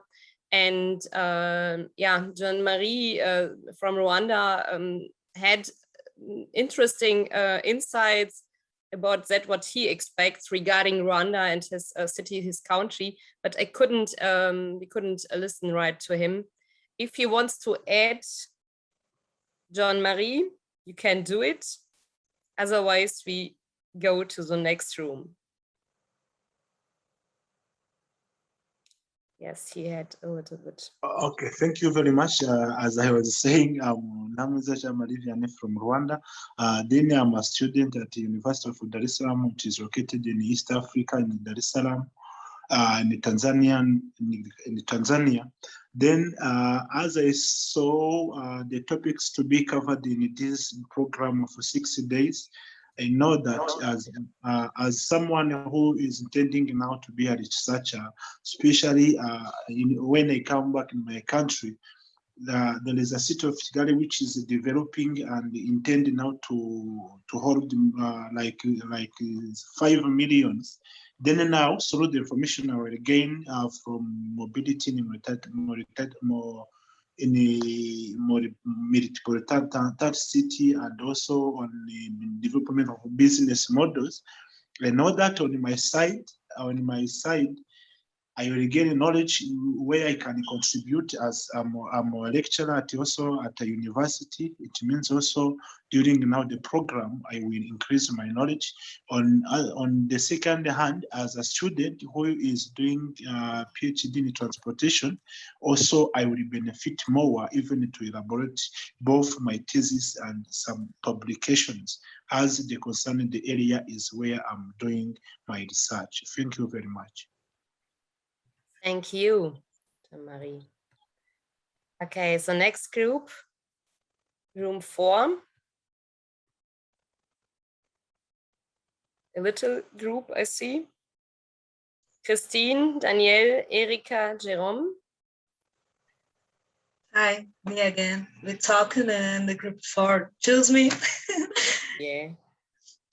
And we have people from Ecuador, from Brazil, from China, and I think from Nigeria. And the interesting is everybody has a different field to study, but everybody wants to learn more about learn more in this course. Now we have me, for example, for architecture and urbanism, but we have another guy that is studies microplastics too, and sustainable things about the environment. So I think this is interesting. Sorry, that. Thank you. And yeah, so room 5, Gabriela, Kai, Kilian, Laura, Neil. Hello, everyone. In our room, we had people from Brazil, Germany, the Philippines, and we were all excited to learn more, to get more knowledge, and to also have contact with other realities, to see how things are going in other countries, other possibilities, so we can hopefully get more knowledge and also contribute in our own ways to the course. I think that's it. Thank you. Thank you. Thank you, Laura. So room 6. Julia, Stefan. I think that's what us, yeah. Yeah, very good. Okay. Okay. Hi, everyone. My name is Julia. So in room 6, we had people from Brazil, the United States, China, Nigeria. Sorry if I missed anyone. And we are basically interested in mobility, all of us, based on like our scientific backgrounds. In particular, it was mentioned sustainability or mobility in the international context, like how we're usually focused on our countries, and this will be an opportunity to know what is going on internationally. And it was also mentioned a particular interest in the relationship between transportation and land use. Thank you, Julia. Okay, so room 7. Room 7, Wagner, Yara, Leticia, Maria, Michael. Hello, I don't know if you can hear me. Yes, very good. Okay, I wasn't able to use my mic in the last pools and groups, but right now I can. And I would like to introduce myself to my groups that couldn't see me. But in our group, we had people from Brazil, a lot of people from Brazil. And even though we all have different research fields and we work in different areas, all of us have a big interest in smart cities and sustainability. And yeah, correct me if I'm wrong. That's it. Thank you, Leticia. Yes, if someone wants to add something, please feel free. Then the last group, Gabriel, Carlos, Ku, Vincent.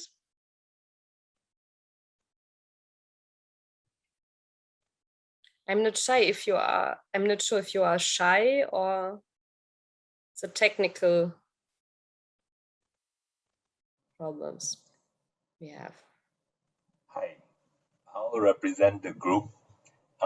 We are from Singapore, that's me, and then from Brazil, Germany, and then Tokam is from Cameroon, but he's based in Kenya. And we are here without much expectations, learning as we go along, or coming here for the networking and to look at what everybody else is doing around the world with respect to mobility and transportation. Okay, interesting. Thank you all. I think we should stop now, not a new round for speed dating. If we have time in the next Fridays, we will do it again with other questions and yes, to know each other, to learn more about the other participants. Now we can go to the next program part. If you like, you can switch the cameras on. And Elliot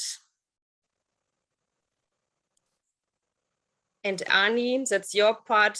Elliot, do you want to start or should Ani start? I'm happy whichever way.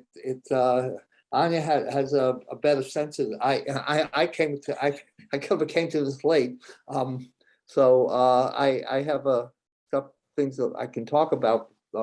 Whichever way you'd like to do it. You've been doing a wonderful job with all the tough technology and everybody from around the world. So however it works for you works for me.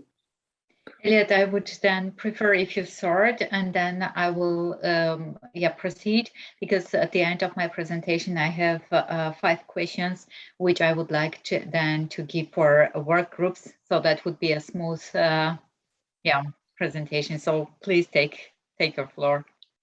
Okay. Let me just okay.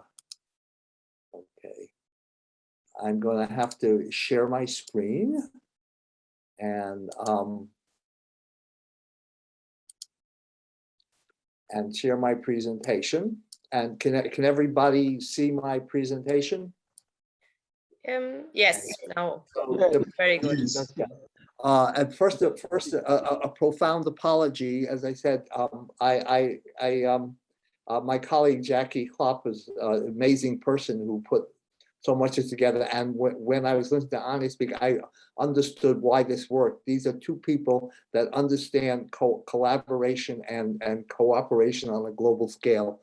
And I think some very exciting things are going to come from all of this.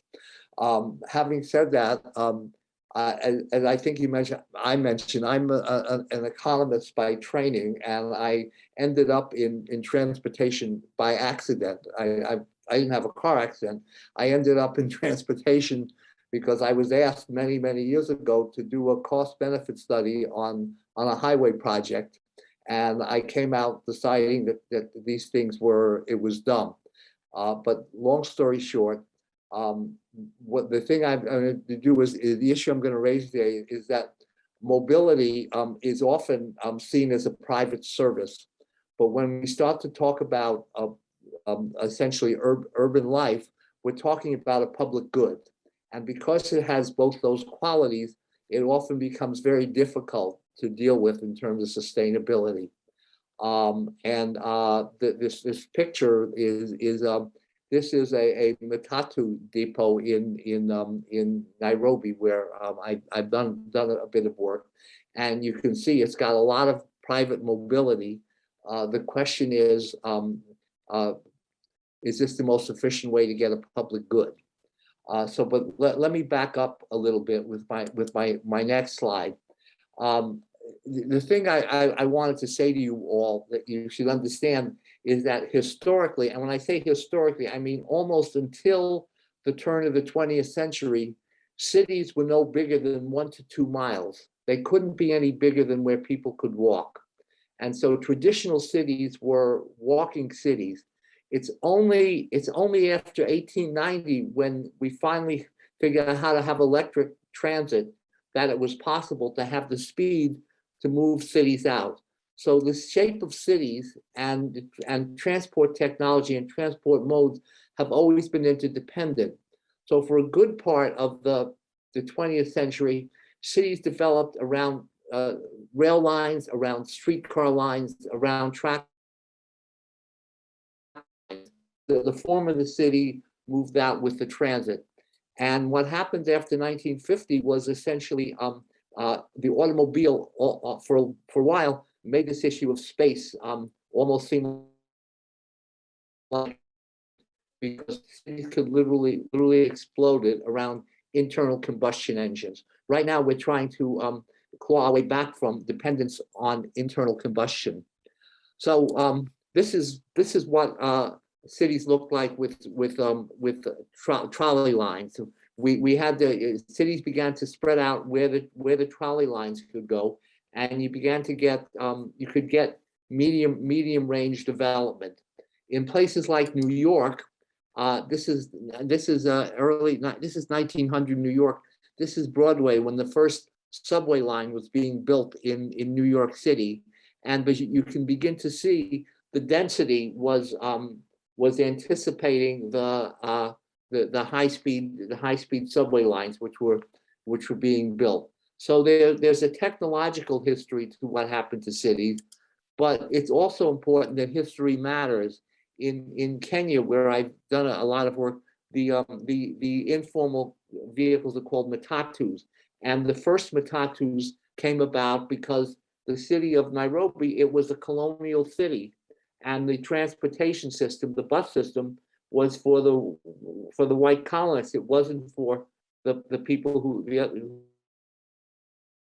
lived there. Began to develop an improvised system of transit. These were the first of what became the matatus. So we have to look at history, we have to look at technology, we have to look at the shape of the city as a product of those. And we have to understand that while there are certain generic features to it, the technology becomes generic because of the way it can be used, but there's always the local conditions under which it is used.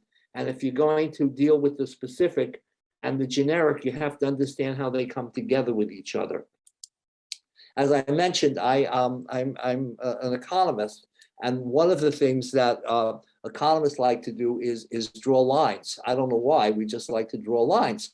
So there's a land rent gradient that everyone learns in economics, urban economics 101, essentially that the value of land declines as you move further from the center because everyone wants to be at the center.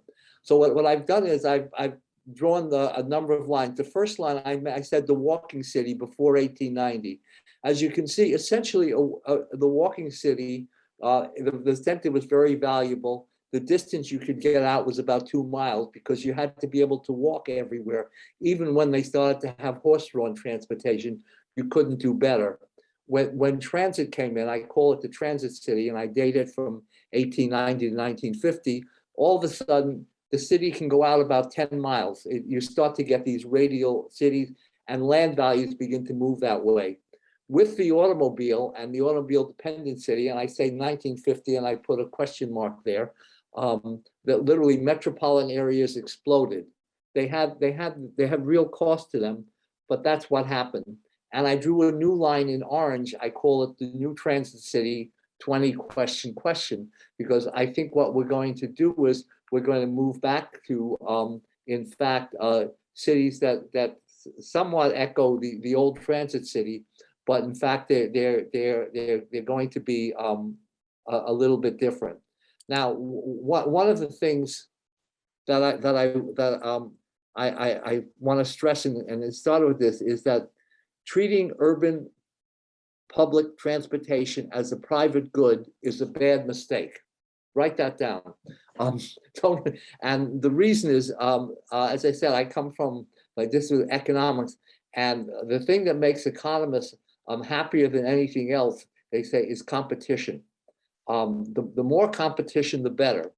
Here's a picture, and this is from a cry. I believe I got this.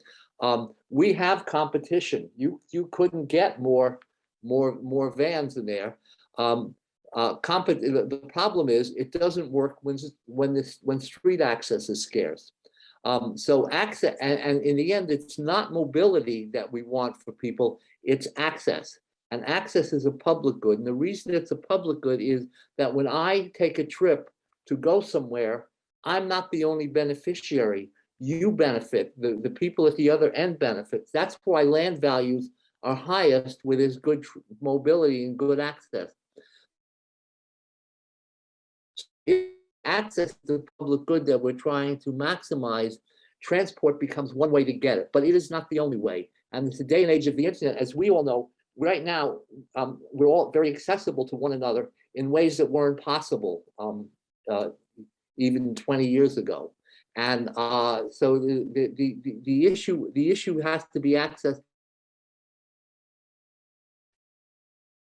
And when it comes to cities, absent good public transport, transport that's safe, convenient, affordable to the middle class, people will opt for private cars. One of the things that began to happen with public transport is we began to treat it as something for poor people. And when you take a service and you say it's only for poor people, you have a poor service. There's no other way to say it. There's no getting around it. So as we think about these questions of sustainability, and I really enjoyed the discussion about the logistics this morning. I really I think the question of logistics has to take into question of connecting who to what, and I think that's an excellent way to go. Here's the problem. The policy problem is urban transportation really looks like a private good in a lot of respects. You can own a car, you can drive a car, you can pay for a ticket on a railroad, you can pay for parking. It has those characteristics. So because it has those characteristics, there's often this tendency to somehow say it should stand on its own, it should pay for itself. If you want to see a tragic history repeating itself, just follow the way the British keep trying to make their passenger rail private. They have been trying for, I don't know, almost 100 years to keep it private, and they can't. And they're going through it one more time. The issue is public transportation as a market good only works because it has public subsidy involved in it. And the question is, public subsidy for who and for what? When working in Africa, what became very clear is that unless we start to match the infrastructure and the mobility and the access to one another, we have a problem. Here's the first picture is congestion. That's if you count the number of lanes of traffic there, you've got 2, 3, 4, 5, 6 lanes. That's actually a 3-lane road. That's 3 lanes, and you've got 6 lanes of a car. Most of those vehicles are matatus. The next thing is you have a challenge of poor modal separation and questions of safety, and you end up with pollution. And if you leave it to the informal sector, it only works to the extent that each vehicle can cover its own cost. The problem with that is, as I said, is it becomes a weak system. So those are the problems that I would say that I would challenge you to think about. Now, this is a chart I wanted to show you. This is the average daily distance covered by a person. This is in kilometers, and the other is the urban GDP per person in thousands. I use US dollars. And taking cities in Western Europe, North America, Australia, New Zealand, and major Asian cities. And what you see is, it becomes very interesting. In the car-dependent cities, essentially what begins to happen, you have to cover a lot of distance to earn the same amount of money as you do in cities that have good public transportation. If you look at the 2 clusters of the cities of the arrow, you can see that. So what I argue is we should be focusing on access, and we should be focusing on the notion that getting out of the sustainability problem is the challenge of that is going to be how we build the public finance systems to support good public systems of transportation. And the main point for me is cities are about people meeting and interacting with one another. And the ease of that access essentially is what makes cities work. The streets, the meetings, and a good saturation of transport. The bottom picture is I was at the control center at the Beijing subway system, and having a modern system that's coordinated and knowing where all the trains are at every moment and what's working those become critical in the cities that we're going to have in the 21st century. As I mentioned in my earlier presentation, we're talking about a world where we're going to have roughly 10 billion people mid-century, 7 billion of them will be living in urban places. If those urban places are going to work, if they're going to be sustainable, we're going to have to talk about land uses that essentially allow people not to travel. The best solution to a transportation problem is to not have to travel. And the second best solution is building public transport systems that are sustainable, that use renewable energy. And people will do it. Here, the other thing is where public transportation exceeds average road speeds, and if you look at the chart, you're only talking about a few cities. People will use public transportation, and we can get them out of cars. My last slide is once again in my country. If you take the total travel budget per person, how many minutes people spend traveling, what you find is that where you have better job density, people essentially can spend a lot less time traveling, get a lot more done. The U.S. Essentially North America, you can see people spend a lot of time traveling and to do their jobs. And in places where you have good public transport, you get more productivity. So this is about productivity, and it's about sustainability, and it's about equity. These are, I'm sorry for the disjointed presentation. I only found out I was doing this 5 minutes ago, no, literally 2 days ago. And I'm happy to talk more about these things, but these are the issues that I want to deal with. The whole issue is, how do you interface transport and land use, and who are you trying to serve, and how do you do that in a sustainable way? That's it. So I'll turn the screen back. Thank you, Elliot. Yeah, Annie, you want to? Yeah, thank you, Elliot, very much for a very interesting presentation. What I wanted to say, I was following the chat, what is being written there, and I thought it's interesting because my question would be going exactly to the same direction. So Stefan is asking, do we have the option of not traveling? And also coming to this question, Gabriel is asking, can you explain more about the no need to travel option?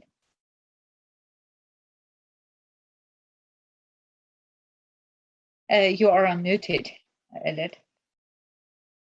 Let me unmute, yeah. I was on mute to say, could you explain it one more time? My hearing aids acted bad. I think. Could you just tell me, ask me the question one more time? Yeah, now I can hear you once again because your connection was gone. Two questions. Do we have the option of not traveling? And right away, can you explain more about the no need to travel option? Oh, okay. Yes. Let me talk about the no need to travel option.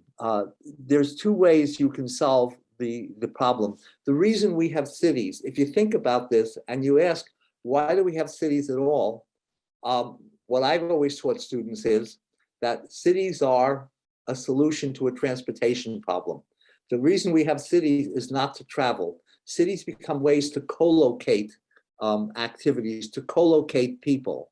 And that when we can co-locate, transport becomes the default option. So when I say what are the alternatives, we also live in a time now because of information and communications technology, when it becomes possible to do things like what we're doing right now. There's going to be a lot of international meetings that a lot of us aren't going to have to go to. And that's going to save a lot of greenhouse gases because we can do a lot of those things productively with this technology. But the other important thing about being face-to-face, I'm very sorry I haven't got you all in New York. I would love to to show you New York, to have the meeting here. There are things that would happen, and there's other kinds of productivity that happens when we can co-locate. So with the new information and communications technology, and thinking about the notion that cities are about co-location, the best cities are the ones that create the most access for everybody. I think I mentioned in my introduction, the first book was called Access for All. The notion is the more people have access, the more opportunities they have, the more productivity we have. So what you're striving for is land use policies that foster access, and transportation policies that feed into that. Now that was the second question. The first question was what? You have to ask it one more time, because at my age I forget things. Do we have the option of not traveling? And there are so many comments on this saying, yeah, for instance, through sharing of resources equally. I don't think so. We have option of not traveling, or unless we all work online. No, yeah, so those are the comments. Probably you can, yeah. It's not a matter all of us the transportation people. we want people to travel, but we want them to only travel when they have to. The world can't afford all the greenhouse gases the way things are going. Hopefully with electric vehicles, some things will change, but I would like to predict that electric vehicles aren't just going to be taking the internal combustion engine out of cars and going along the way we've been going. We're going to be changing. That's why that graph I showed you, that new line, we're going to be changing the options for the way we live too, and what we do with electric vehicles. Everyone talks to me about self-driving cars. They don't interest me. What does interest me are going to be buses and trucks, and the logistics that could be much more efficiently done with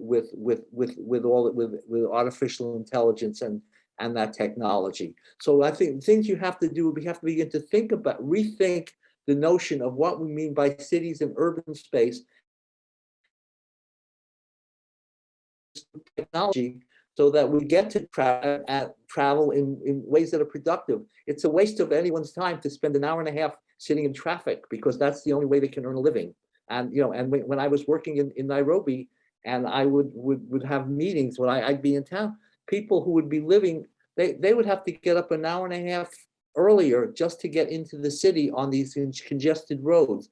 That's not what we want. We don't need more roads. What we need to do is figure out how to co-locate people, co-locate activities when we can, and when we have to travel, how to do that in sustainable ways. And as I said, it's not either or. It's a question of rethinking what we mean by cities, and understanding that cities have always been driven by what the technology of transportation and communications were about. And we have to be ahead of the curve on that. Elliot, I have two more questions for you. It seems really very interesting conversation, because questions are coming in and coming in. One of the questions is going to 15 minutes of cities, like Paris is doing right now, or 15 minute neighborhoods, better to say. There are also some concepts even for 5 to 10 minutes, right? And the second question is going to the direction, if everybody is not traveling, let's consider this scenario, how the public transport is going to cover the expenses. Yeah, well, the cost of transport, it's going to be a public cost. We have to figure out being an economist, I've worked on the finance models, and you've only got 3 ways to do this. You could say the user pays, you could say the user and the beneficiary pays, you could say and everyone pays. So we've got a 3-legged stool that we're going to have to use when we think about how we begin to finance these systems. But one of the problems I have with the 15-minute city is not that it's not a great idea, but it's a 15-minute city for who? In New York, there are investment bankers who pride themselves on the fact that they leave their apartments and they can walk to work. But their cleaning lady has to travel for 3 hours on 4 trains to get to their house. So who is the 15-minute city for? So part of what we have to do as people who strategize about this is make sure that we keep that equity question in front of us too. The 15-minute city has to have affordable housing. It isn't just that in my case, in New York City, that the investment bankers can get to Wall Street, but the people who have to deliver their coffee in the morning have to get there too. And so it seems to me what we want to do is we want to keep these questions in the foreground as we look at our cities and we look at the places that we work. Right. Oh, okay, Elliot, thank you so much.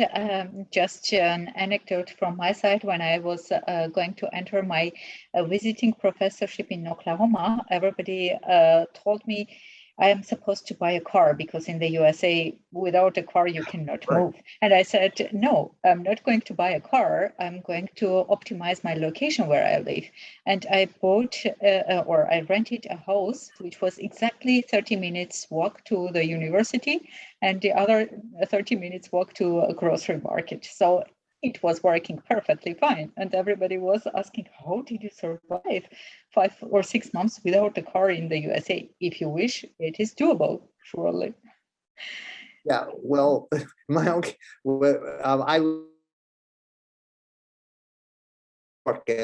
but when we moved here, my wife was insistent that wherever we lived had to be a 5-minute walk to the train. Yeah. And that makes it work. But the point is we were able to make those choices.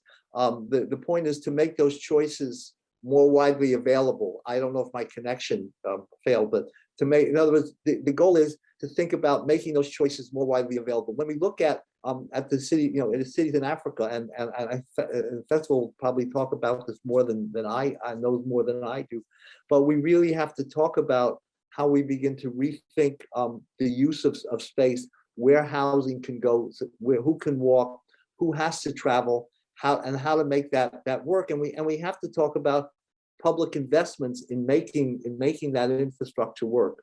You can't have the kind of congestion that I was seeing when I was working in Nairobi. Those are not the kinds of things that we're not going to make it out of this century if we don't solve that problem. Mm-hmm. Yeah, absolutely.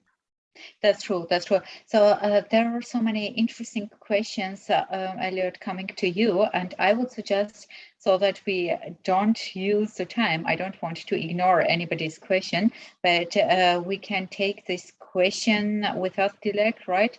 And we can distribute this either to Elliot or to myself, and then we can discuss during the working groups these questions, if it's fine.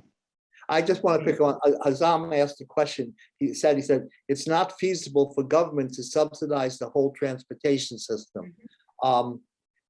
It's a question of, we pay one way or the other. We either pay as taxpayers or we're going to pay as users. So the question is, what is it what's the transportation system we want, and then how do we deal with an equitable way to pay for it? How do we say that there's a piece that should be paid by the users, but the heavy infrastructure has to be paid for by government? Even the informal matatus, the vans, they run on public roads, and that needs to be paid for and made to work. So I would end with a quote from John Maynard Keynes, economist with a lot of influence on my work. And Keynes had said, anything that we are able to do, we can afford to do. Just keep that. If we're able to do this, and we are, we can afford it. How we pay for it is that's where we can have fun as economists.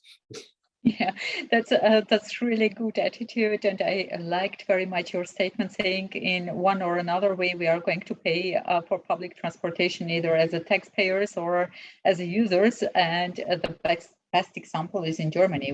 We do both. So, or we pay for it by having lousy systems. We pay the social court. We pay one way or the other. I'm sorry to interrupt. No, yeah, perfect. Yeah, I mean, it's not perfect that we do that, but well, okay. So I would suggest that we go for a break. That's what Dilek said to us, right? Because the discussion is getting very warm, and I like it a lot. But we need to cool down ourselves for a moment. Say 5 p.m. would it work? It's exactly 12 minutes. And we can start with my presentation. And I will take, Elliot, your statement going into more logistics and supply chains part, because this is going to be our next session. So the students are a little bit prepared for input of the external stakeholders for the next time. And I will also give some questions. Dilek, probably you can then make a random distribution of working groups. And then we can take it from there, if it's okay with you. Okay, so enjoy your coffee or whatever, and then we will meet in 11 minutes. I think it should be well seen. My presentation now, and I will take it from there. So what I have called, or the title of my presentation is Smart and Sustainable Urban Systems. And I have already talked about the biophysical systems and how the people and human beings are deteriorating our Earth planet, and why are we considered with these 4 pillars or sessions we are going to deal with in details during our winter school. And therefore we will take it from there and go at this moment with sustainable urban systems. So the agenda of this talk I will start with some theoretical background, saying what is a sustainable urban system, what are smart cities, and also the supply chain governance, how these two might be related to each other. So basically giving you an overview of all 4 sessions we will be dealing with. And then I will talk about the transformation towards smart and sustainable urban systems.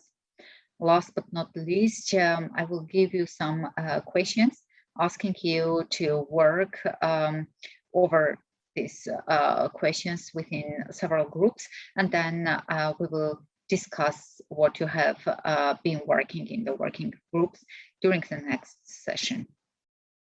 So let's start with sustainable urban areas. So as Elliot also mentioned, why do we consider cities as most unsustainable or having the most sustainability potential for transformation? Over 62% of the world population is going to live in the cities by 2050, which is obviously increasing the energy use. Here you see that the urban population started to increase from 8.4% from 1950s towards almost 63% by 2015. That means that actually urban infrastructures account for 70% of the global energy use. And hence, having said that, cities account for approximately 37 to 49% of greenhouse gas emissions. It's not a big secret, but what is an interesting secret is the table you see here. And this is coming from Oxford Economics Global. What is here interesting? You see, firstly, the emerging cities, say in China or Africa, small urban areas, which are basically in middle parts of Europe. We have established cities, and with established cities, we talk about very typically European or the US American cities. And we have also global mega cities, which are, for instance, Moscow, Tokyo, New York. What is interesting about this, we have the project-based case emissions growth from 2012 to 2030. And we see basically that emerging cities are going to have the highest increase of CO2 with 3,200 megatons of CO2. In contrary, the established cities will have only a very less increase or projected increase of 390 megatons of CO2 emissions. If we go to the next column and have a look at the projected population into 2030, we see that the established cities will have only 0.4 billion people increase of 0.4 by 2030, and the small urban areas might have 2.2 billion people more. Now, the interesting clue is coming. The per capita emissions increase by 2030. If we have a look at this column, then the pattern is being completely changed. All of a sudden, the emerging cities will have 7 tons of CO2 per capita by 2030, and the established cities, like in Europe, they will have 12.1 tons of CO2 per capita, which is completely changing the perspective, what we are doing on a policy level and how efficient we are in a long term if it comes to per capita. So cities play and will continue to play a significant role in the future carbon emissions out to 2030, meanwhile being extremely vulnerable towards climate change consequences. So therefore, urban climate is very important to consider, either for traffic emissions or for human health or whatever you might consider. The most important features of urban climate include the changes in radiation balance in urban and air and surface temperatures. Therefore, also we are witnessing high temperatures in the cities in comparison to the rural areas. Therefore, we speak of urban heat island effects. We have lower atmospheric exchange and higher degree of atmospheric turbidity in urban areas comparison to the rural surroundings. So let's have a look at the urban heat island effect. That means set high temperatures over urban areas in comparison to the rural areas. So basically we are witnessing between 1 to 5 Kelvin temperature differences, or we call it urban heat island intensity. The absolute maximum urban heat island intensity has been recorded in Tokyo of 13 Kelvin. Just imagine 13 Kelvin, it's a huge number of difference of air temperature. And this video I have taken as a model which we have done with a city FFD model, which is a semi-Lagrangian model of downtown of Montreal, to show how the urban plume is working and how the temperature increase might be seen during or within the street canyons, where we basically have firstly urban residential heat coming from normal households, but also basically traffic. So you see here very nicely, or not nicely, how the temperature increase is happening when the wind is coming from one or to another side. So this brings me to the definition of urban areas. We have basically two kind of definitions. The first one is a quantitative one. The urban areas are actually those in which the human population reaches or exceeds densities of 186 people per square kilometers. Is it a good definition of urban system? I would say not really. It's tangible, yes, but it's not defining the urban system. Rather, the qualitative definition is more reliable one. Urban ecosystems comprise suburban and hinterland areas linked by corridors of transportation or utilities and affect the urban core. So here we are talking not about the geographical boundary of an urban area or a city, but rather we are talking about the urban functionality. That means that actually instead of speaking of cities, I prefer to speak about the urban systems. A sustainable urban area, what is it then? We should define this. A sustainable city is using the opportunities of the current trends like digitization or sustainable finance or clean energy, as well as innovative transport and mobility patterns, therefore providing options for inhabitants, or as Elliot says, makes the mobility accessible, making more environmentally friendly choices, and it boosts sustainable economic growth, enabling cities to improve their service delivery. And this is very important thing which also we could listen from Elliot's presentation. As well as we have also heard, it's quite intuitive, and I think it was also the history of development of urban areas that the most sustainable settlement typology is the compact city, which is actually the majority of urbanists and architects and territorial planners agree upon. Here, I would like to show you this simulation on Las Vegas, starting from 1972. It was such a small city, and now have a look at the expansion of the city. Only within a couple of years, say within 15 to 20 years, it expanded enormously. Therefore, here we do not speak anymore about the compact city, but rather urban sprawl. So this shows perfectly the development of a American city from Landsat of NASA.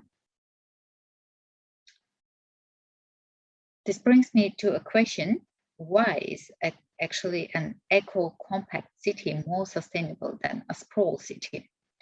I have taken 6 reasons for this. Firstly, it consumes surely less territory, and we know that land use, as Elliot showed perfectly, the land value was had a logarithmic curve. So it allows, as well as for correct density, it allows small retail to be on street and on square, like a very typical German or French markets, which is a very nice culture. It maximizes investments, allows the creation of an efficient network of public utilities, and this is very important. Transport, in order transport to be efficient, we need also this critical density. It allows the creation of efficient public transit systems, thinking of also connections with rural areas. You see here a very interesting figure coming from a European Union's Eco-Compact City organization. They have actually calculated or taken different kind of cities worldwide, starting from Houston, Chicago, San Francisco, Toronto, but also going to Europe and some other cities in Russia, Hong Kong here. And basically the red and blue are highlighted cities, or Modena and San Sebastian from Spain, because the project was coming from Spanish institutions. What you see here is actually that the exponential curve saying that the higher the density is inhabitants per hectare, the less oil consumption will be used or takes place. And this is the very first curve showing with digits and tangible graphics how important for energy utilization the correct density of a compact city might be. So this brings me to the second point, and here I have highlighted as well the technologies and named it smart cities. But smart city is never as smart as if it's not sustainable as well. So what is a smart city? Here you see the definition of a smart city in a very, very technical way. So basically we see here the various kinds of data, their integration platforms, display dashboards, as well as the connectors of data on these platforms, the controllers and interactions between the built and unbuilt environment, as well as their applications within different kinds of infrastructure-based sectors like energy, transport, water, and waste. We call them the hard domains of smart cities. So we have here technology types being used in smart cities like big data, Internet of Things, artificial intelligence such as robotics or machine learning techniques like implemented in self-driving systems, remote sensing with satellite and drones, as well as blockchain technologies with decentralized databases. Is this all? Is this a definition of a smart city? Is it a city at all? We should ask ourselves. I call this as an easy way of definition. In reality, we can never have this kind of skeleton and say this is a smart city. In reality, we have also the stakeholders. And this is the social view of a smart city, which is more realistic, I would say. We have governances who have kind of smart city objectives. They might have. Also, they are going into project management, procurements, and so on. We have, on the other hand, the market, like vendors and banks who are interacting with governances with funding or public-private coordinations. And we have, more importantly, the cities, communities, also companies and organizations within neighborhoods or city infrastructures to interact with each other and with governances and markets. So the interaction of all these stakeholders groups within different kind of infrastructures being eased by the technologies might be a good definition of a smart city. So what kind of smart cities do we have? I went to a little bit more, I wouldn't say futuristic technological development like blockchain, but still this is something which I searched for you for today to see where these blockchain technologies are coming from and how they are being implemented. And you might laugh, but that's the reality. Estonia was the first country to implement blockchain technologies before Satoshi Nakamoto invented Bitcoin. So basically the distributed ledgers have been used here for national health systems, also legislation and security commercial systems. China has also planned to create thousands of smart cities where actually technologies should improve the lives of every resident. And here they want to put attention on data security, business and application standards. United Arab Emirates, I think this was would be the natural answer of you if I would ask you what smart cities are there out. They have smart city programs of 2014 with 540 projects. And interesting thing within blockchain technologies they are implementing is to create a paperless digital space, especially coming to ship and transported goods and platforms with vessels. So logistics seems to be one of the good application domain within smart cities when it comes to blockchain technology implementation. Beyond the technology, we have surely the social impacts and social factors related to the quality of life of city inhabitants, like health, work, and education. We also have the environmental factors which should be considered in green label. So here in green, you see the social factors. In blue, you see the environmental factors. Last but not least, the third dimension of sustainability, the economic prerequisite, you see here with yellow part. Yeah. So let's have a look at the most sustainable cities of the world and what kind of factors are playing a role for them to be sustainable. First of all, the most sustainable cities of the world are considered to be Zurich, Singapore, London, Amsterdam, Hong Kong, Sydney, New York, Los Angeles, Dubai, Kuala Lumpur. We have so many, we have participants here from one or several cities like New York, surely, our host. We have a guest from Singapore, London, and Hong Kong. And that's very nice to see that exactly your hometowns are most sustainable cities worldwide.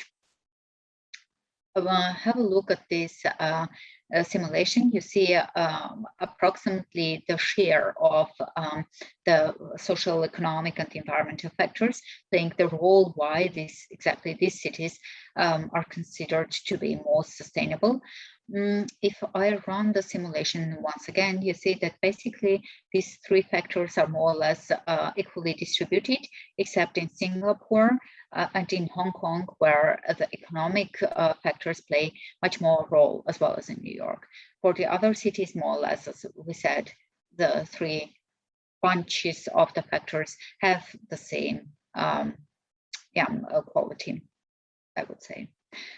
What is the impact of being or becoming a sustainable city is that, for instance, like London and New York attracted together 250 billions of investments in commercial real estate in 2014-2017, as well as Grand Paris project, who confirmed to become a sustainable city, gained infrastructure expansion with $29 billion investments in Paris.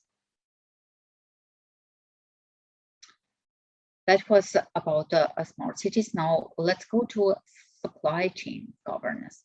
And this is something which fascinates me because it is quite difficult topic given its systematic view and holistic view. Those two sessions we are going to discuss firstly during the next session when we talk about the global supply chains and surely about the circular economies or closed loop supply chains, but also during another session, I guess on 26th of November, it's going to be, where we are discussing the business models related to the mobility, logistics, and also supply chains. So, actually, why are we considered with sustainable businesses? Because we have different social, economic, environmental goals and interests related to our finite resources like rocks, water, minerals, or soils.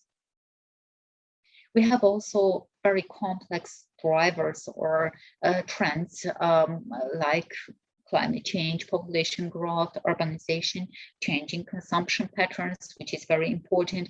We have heard from our today's speed dating, what kind of unsustainability consumption patterns do we have. Also, cultural societal behavior is an interesting driving factor. We have, on the other hand, the COVID-19, which shows us that the global supply chains are being deteriorated and more we are moving towards regional supplies. Also, very importantly, technology and strategic innovations are driving our natural resource changes. Therefore, it is important that the industries must adapt their mindset and culture in decision-making process in order to drive the holistic 360 perspective transformation through industrial symbiosis. And this is an important thing because when we talk about sustainable businesses, we are talking only about the corporate social responsibility or CO2 decrease. And this is not enough. Ultimately, this is not enough, but rather the organizations should go into the cultural changes through. And this is what we call long-term 360 perspective economic value creation. Why is it important? Because the organizations are they need to be a part of the solution with new resource management philosophy, because they are interacting with biosphere. They are also located and functioning in a specific community. Therefore, they are obliged to follow some political frameworks, cultural industrial clusters, and infrastructures. As well as they have some employees at work, and nowadays with COVID-19, more employees away from work. So they have to be obliged with, or take into consideration the new lifestyles of the workers, their mobility patterns, surely, the roles and responsibilities, and new definitions of success, as well as skills, knowledges, attitudes. All these lifelong learning processes should be considered within the 360 perspective.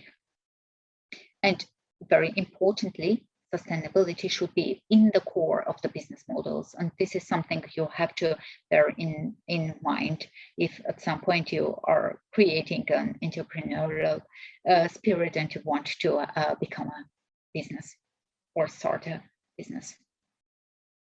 So sustainability in the core proposes that the value proposition regional value chains should be very importantly integrated into your supply chains, improving social and ecological situation of the region where the company is running. Customers' demand is a very important thing, because on one hand, surely we want to standardize our processes with customer interfaces, but on the other hand, we need to keep the standard processes while building personalized and individualized customer relationships. Financial models are very important when it comes to stakeholder integration. Sharing economic risks among the network members is the key for financial models. And importantly, this brings me to the supply chains. You cannot build a sustainable business model or a sustainable company unless the supply chain is greened for its operations and is fully integrated with digital supply chain networks. So this is going to be the key holistic driving factor towards sustainable transformation. So here one of or two of our projects which we run within aiming to develop innovative sustainable supply chain governance framework with ultimate goal to strengthen cross-country collaboration within the process of climate action, as well as contributing to regional development. So on the one hand, we want to build the sustainable global supply chains, but on the other hand, we want to stress out the regional sustainable development surely. And based on these projects, my favorite chart is can be seen here, where probably you have heard as well from Europe, where we are talking about supply chain regulation, which is a new law for supply chain regulation. Here, it's very important to know where your suppliers are coming from. And you see on X-axis here, the supplier sustainability competitiveness based on emission reporting, target settings, climate risk procedures, usage of low carbon energy, and water risk assessment. On Y-axis, you see the climate risk to supply chain, which is based on World Risk Reports, United Nations University Institute of Environment and Human Society. And the bubble size shows the collaboration initiatives between different countries. You see here the quadrants saying vulnerable ones are here where the supply sustainability competitiveness is quite low, and the climate risk to supply chain is quite high. Here, unfortunately, we have USA, China, Italy, and India. We have the quadrant called inactive, where supply sustainability competitiveness is low, but also climate risk is not too high. And here is Brazil named. The best case is actually here, where the supply sustainability competitiveness is high, and also the climate risk to supply chain is quite low. So the deteriorations are quite low, and here we have the country of France. Interestingly, we see that Germany or United Kingdom do not do really well when it comes to supplier compliances. They are kind of in the middle world between unsustainable, well-equipped, or even too vulnerable if it comes to Germany. So here, it's quite interesting. If you go to literature analysis, you see then this kind of sustainable supply chain management strategies are mostly linked to corporate social responsibility, sustainable supply network management, environmental purchasing, environmental marketing and management, sustainability labeling schemes, life cycle assessment, energy use, reverse logistics, waste management, circular economy. So those are the key topics and we need to deal with them when we are considered with supply chains. This brings me to the second point, which I named it transformation process towards smartness. And here is my message. Smartness has already started with us, without us. Whether we want it or whether we do not want it, it's quite a natural process, and we need to cope with that, if we want or if we don't want.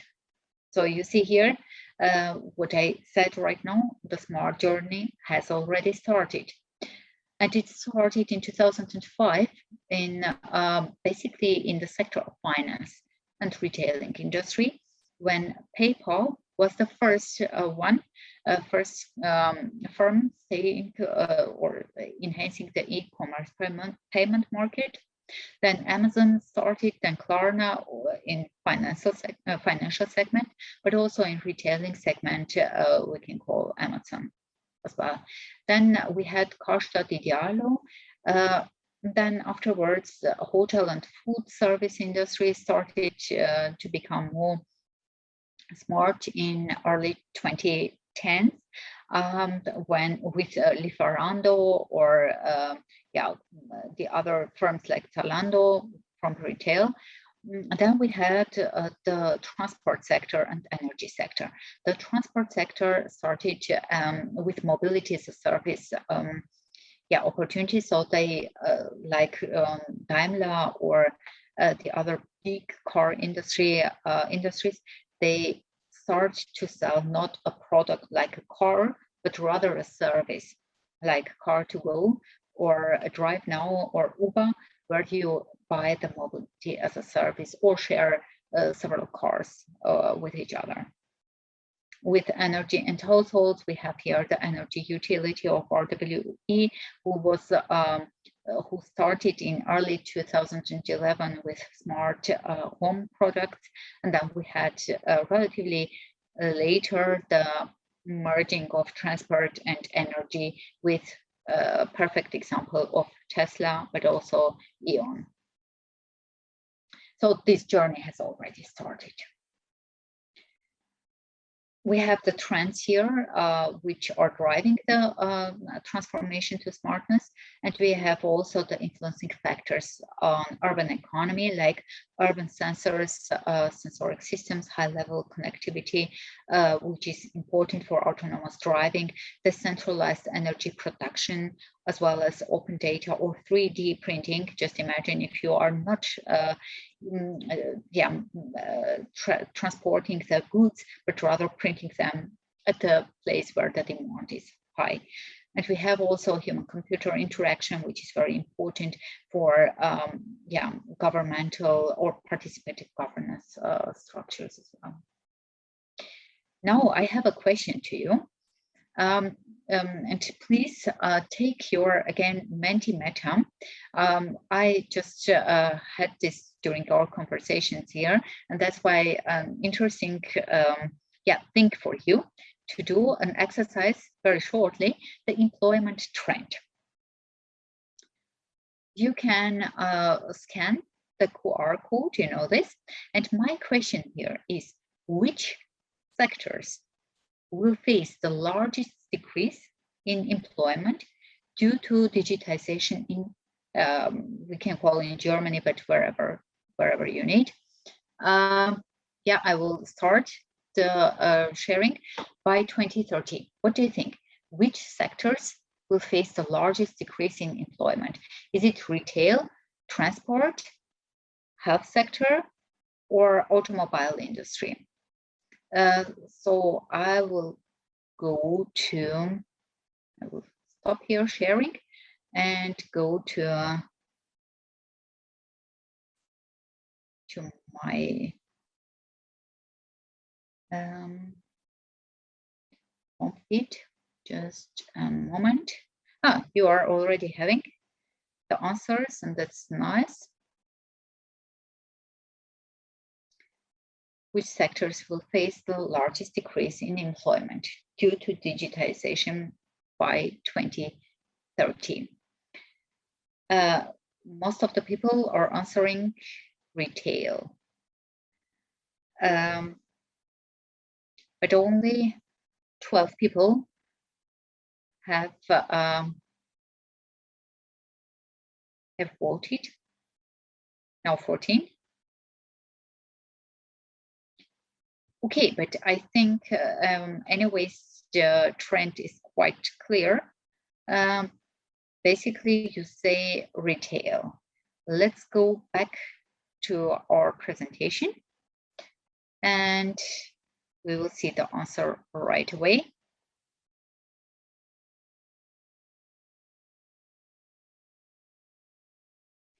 And it's indeed retail. It's supposed that 34% of the decrease in employment rate will be exactly in the retail. What is interesting, some other sectors might earn from this trend, and here especially the health and pharmaceutics are supposed to gain even more employment with 11%. That's an interesting result, and more interesting is that you have guessed it right. So transformation towards smart cities, here we need to consider two kind of domains: the hard domains, which are then energy networks, air, water, waste, natural resources, and soft domains like e-government, cultural heritage, education, public safety, security, healthcare, and social inclusion. The categories of actions are then the community building, like for collaborative environment, for citizen participation, strategic frameworks, as well as services and applications and new digital infrastructures. If we have a look at the global trends, then you see here that actually the Asian cities, like in China, India, they invest basically in hard domains because probably high levels of pollution and considerable economic development are key drivers for this. The European cities are actually investing in soft domains, like in human capital investments. American cities, interestingly, Elliot, please don't take it personally, it's not from me, are not driving the changes because of still low environmental regulations. Small cities are good ecosystems to launch new experiments. It's quite easy to experiment because they are more fragile, or agile, better to say, and large cities usually face more critical needs and problems that entail digitization and others, and they can attract truly technology vendors easily.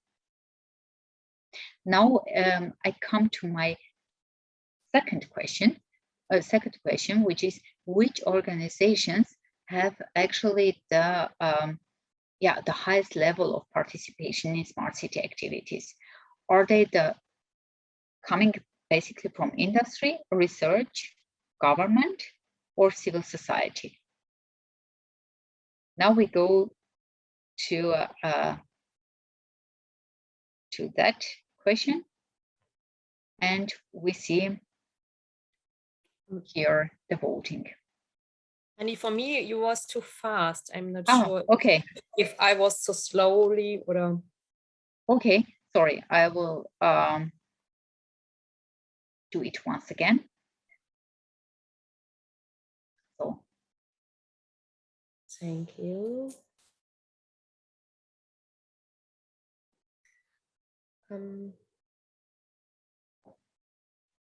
But I have the same question like before. I don't know if the others have.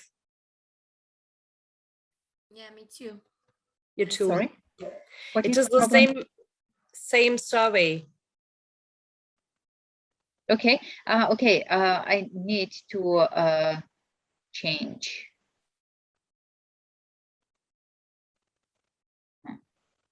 Present, and then. But in the chat we have answers. You don't see it, yeah? Which organization have the highest level of participation? Oh, there is something coming. It should work now because we are getting answers.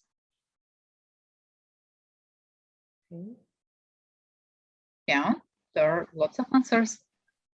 Okay. I can share it with you.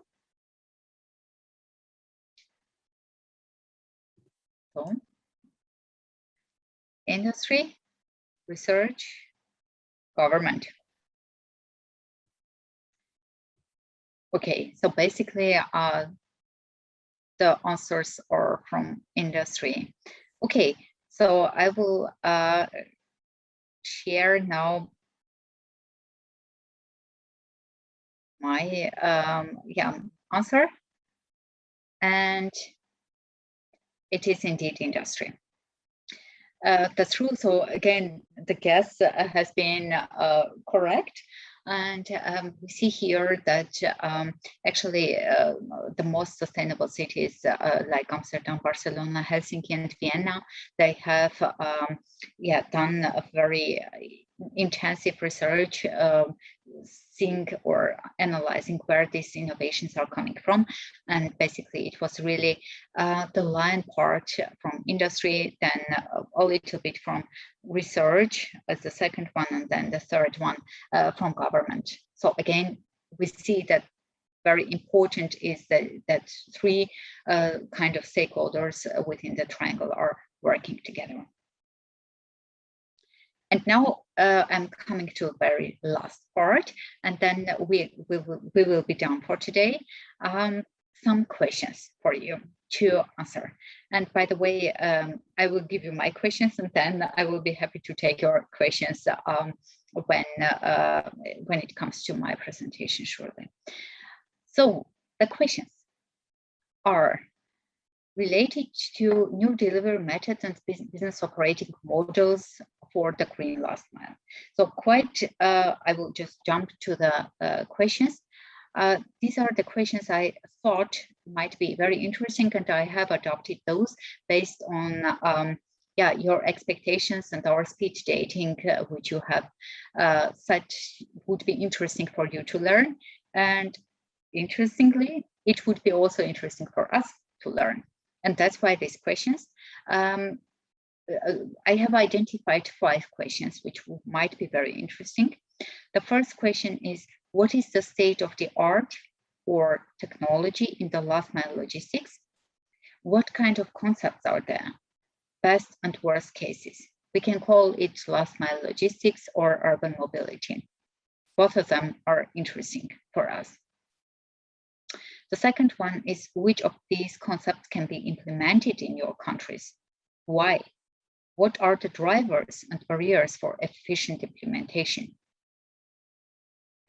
What kind of policy frameworks should be in place to favor implementation of sustainable logistics or mobility concepts?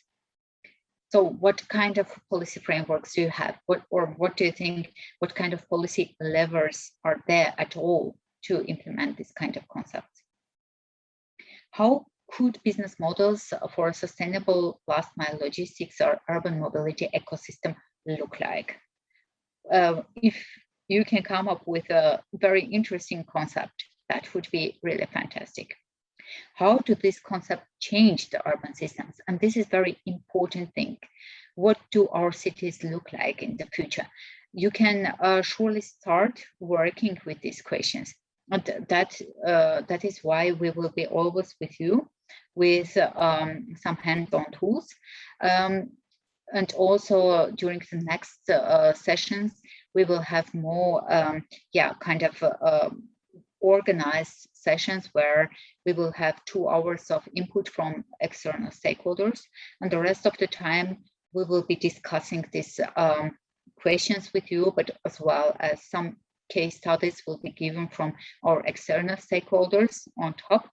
And but simply I wanted to give you these questions already right now to you, so that you start conducting literature analysis, or if you are working in industry or policy or wherever you work, what kind of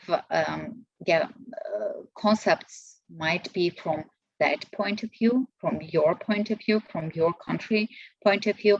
And we have been thinking quite a lot, seeing where you are coming from, so that the clustering could be based on the countries you come from. But then we thought it's not interesting if you are working in the group within the same country people. So it could be interesting that we just distribute you in different working groups randomly, and you go through these 5 questions through. You make a short presentation for the next Friday. Say each group presents these 5 points, say per point 1 slide, that's it. And then we will still work on and elaborate on these questions up there. And you might have some questions to us, to mentors, during the next sessions. We are not awaiting that next Friday you come up with perfect answers to these questions, but we want to see the kind of the progress you are doing and how you are working on this kind of questions. So that would be kind of the setting the frame. And now I think there will be plenty of questions to be answered. Go ahead with the questions you might have. I couldn't follow in the chart, obviously, what has been written there. I will stop sharing.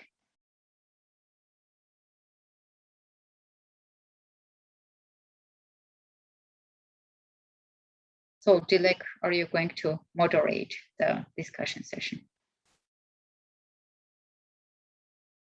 So that was my question now. I have generated 5 groups automatically. But first of all, Azam, you have a question? Azam? Yes, ma'am. Ma'am, as you said in the presentation that USA is not implementing all these regulations.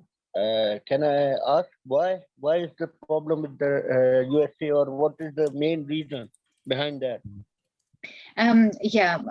It's quite easy to answer. Is that simply if you connect, or if you have a look at the air pollution limit values, saying what kind of limit values do we have in Europe and in the USA, then in that sense you can see that air pollution values, the limit values that are not supposed to extend in European Union are quite stricter in comparison to the USA. What is the logic behind it? It's very difficult for me to say what is the logic behind it. These limit values are coming in European Union from WHO, which is then the World Health Organization, saying that if the air pollution is exceeding this limit value, we as human beings, we will have problems with cardiovascular systems or respiratory systems. And I suppose that all the human beings should have exactly the same problems. So why are these limit values not going into the entire globe? And why are they not unified? This is the question you are asking. And if I give you the question, I would be the best climate policer ever. I don't know. And I'm not, obviously. But ma'am, as we know that the emerging countries like China, we have the highest ratio of these quantities. So is China implementing all these regulations or not? Most definitely not. I have been thinking or working in Chinese context for quite a while. There are some initiatives which are going to, especially alternative energy sector, and but obviously it is not really working at this moment. Why is it not working? It's not about the problem of technology. In some cases, technologies are more broadly implemented in Chinese context rather than in European context because of data security problems, here in Europe. But we see it in insufficiencies or inefficiencies in other sectors like automobile industries or the steel production or the other coal mining steel, which is happening there. But ma'am, I'm an electrical engineer, so as the point of view of that, I can say that China is still using the coal for the power generation. Sure. So it is the worst example against that. So we don't have any you can say rules and regulations, just like all the countries are the signatories of Paris Convention, Green Convention, which exactly. held in near future, near past. So is there any regulation or is there any implementation group is watching all these things? That is actually the thing which I have been thinking of since Paris Agreement. Everybody was quite happy with the Paris Agreement, but in reality, it is not changing anything. Why not? Because there is no instrument saying you are obliged to do it, or you are punished not to do so. So if there is no instrument forcing, only saying yes, we want to do, it's not making the change, to my mind. And that's what we have seen. Paris Agreement hasn't changed anything. And whether Glasgow would do, we will see. I don't think so. All these agreements are political, just salutations, nothing more. Okay. Any other questions?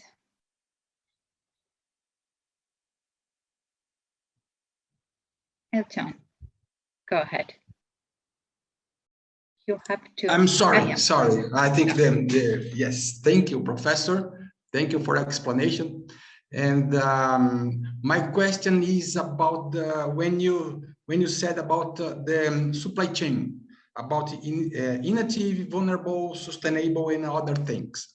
When you put in Brazil in inactive, my question is when or how long lasted this study? How could you or the study could reach in this point of the Brazil is initiative?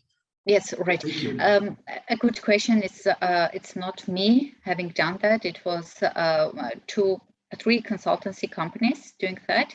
Roland Berger, McKinsey, Deloitte, and they have done this study based on 10 years estimation.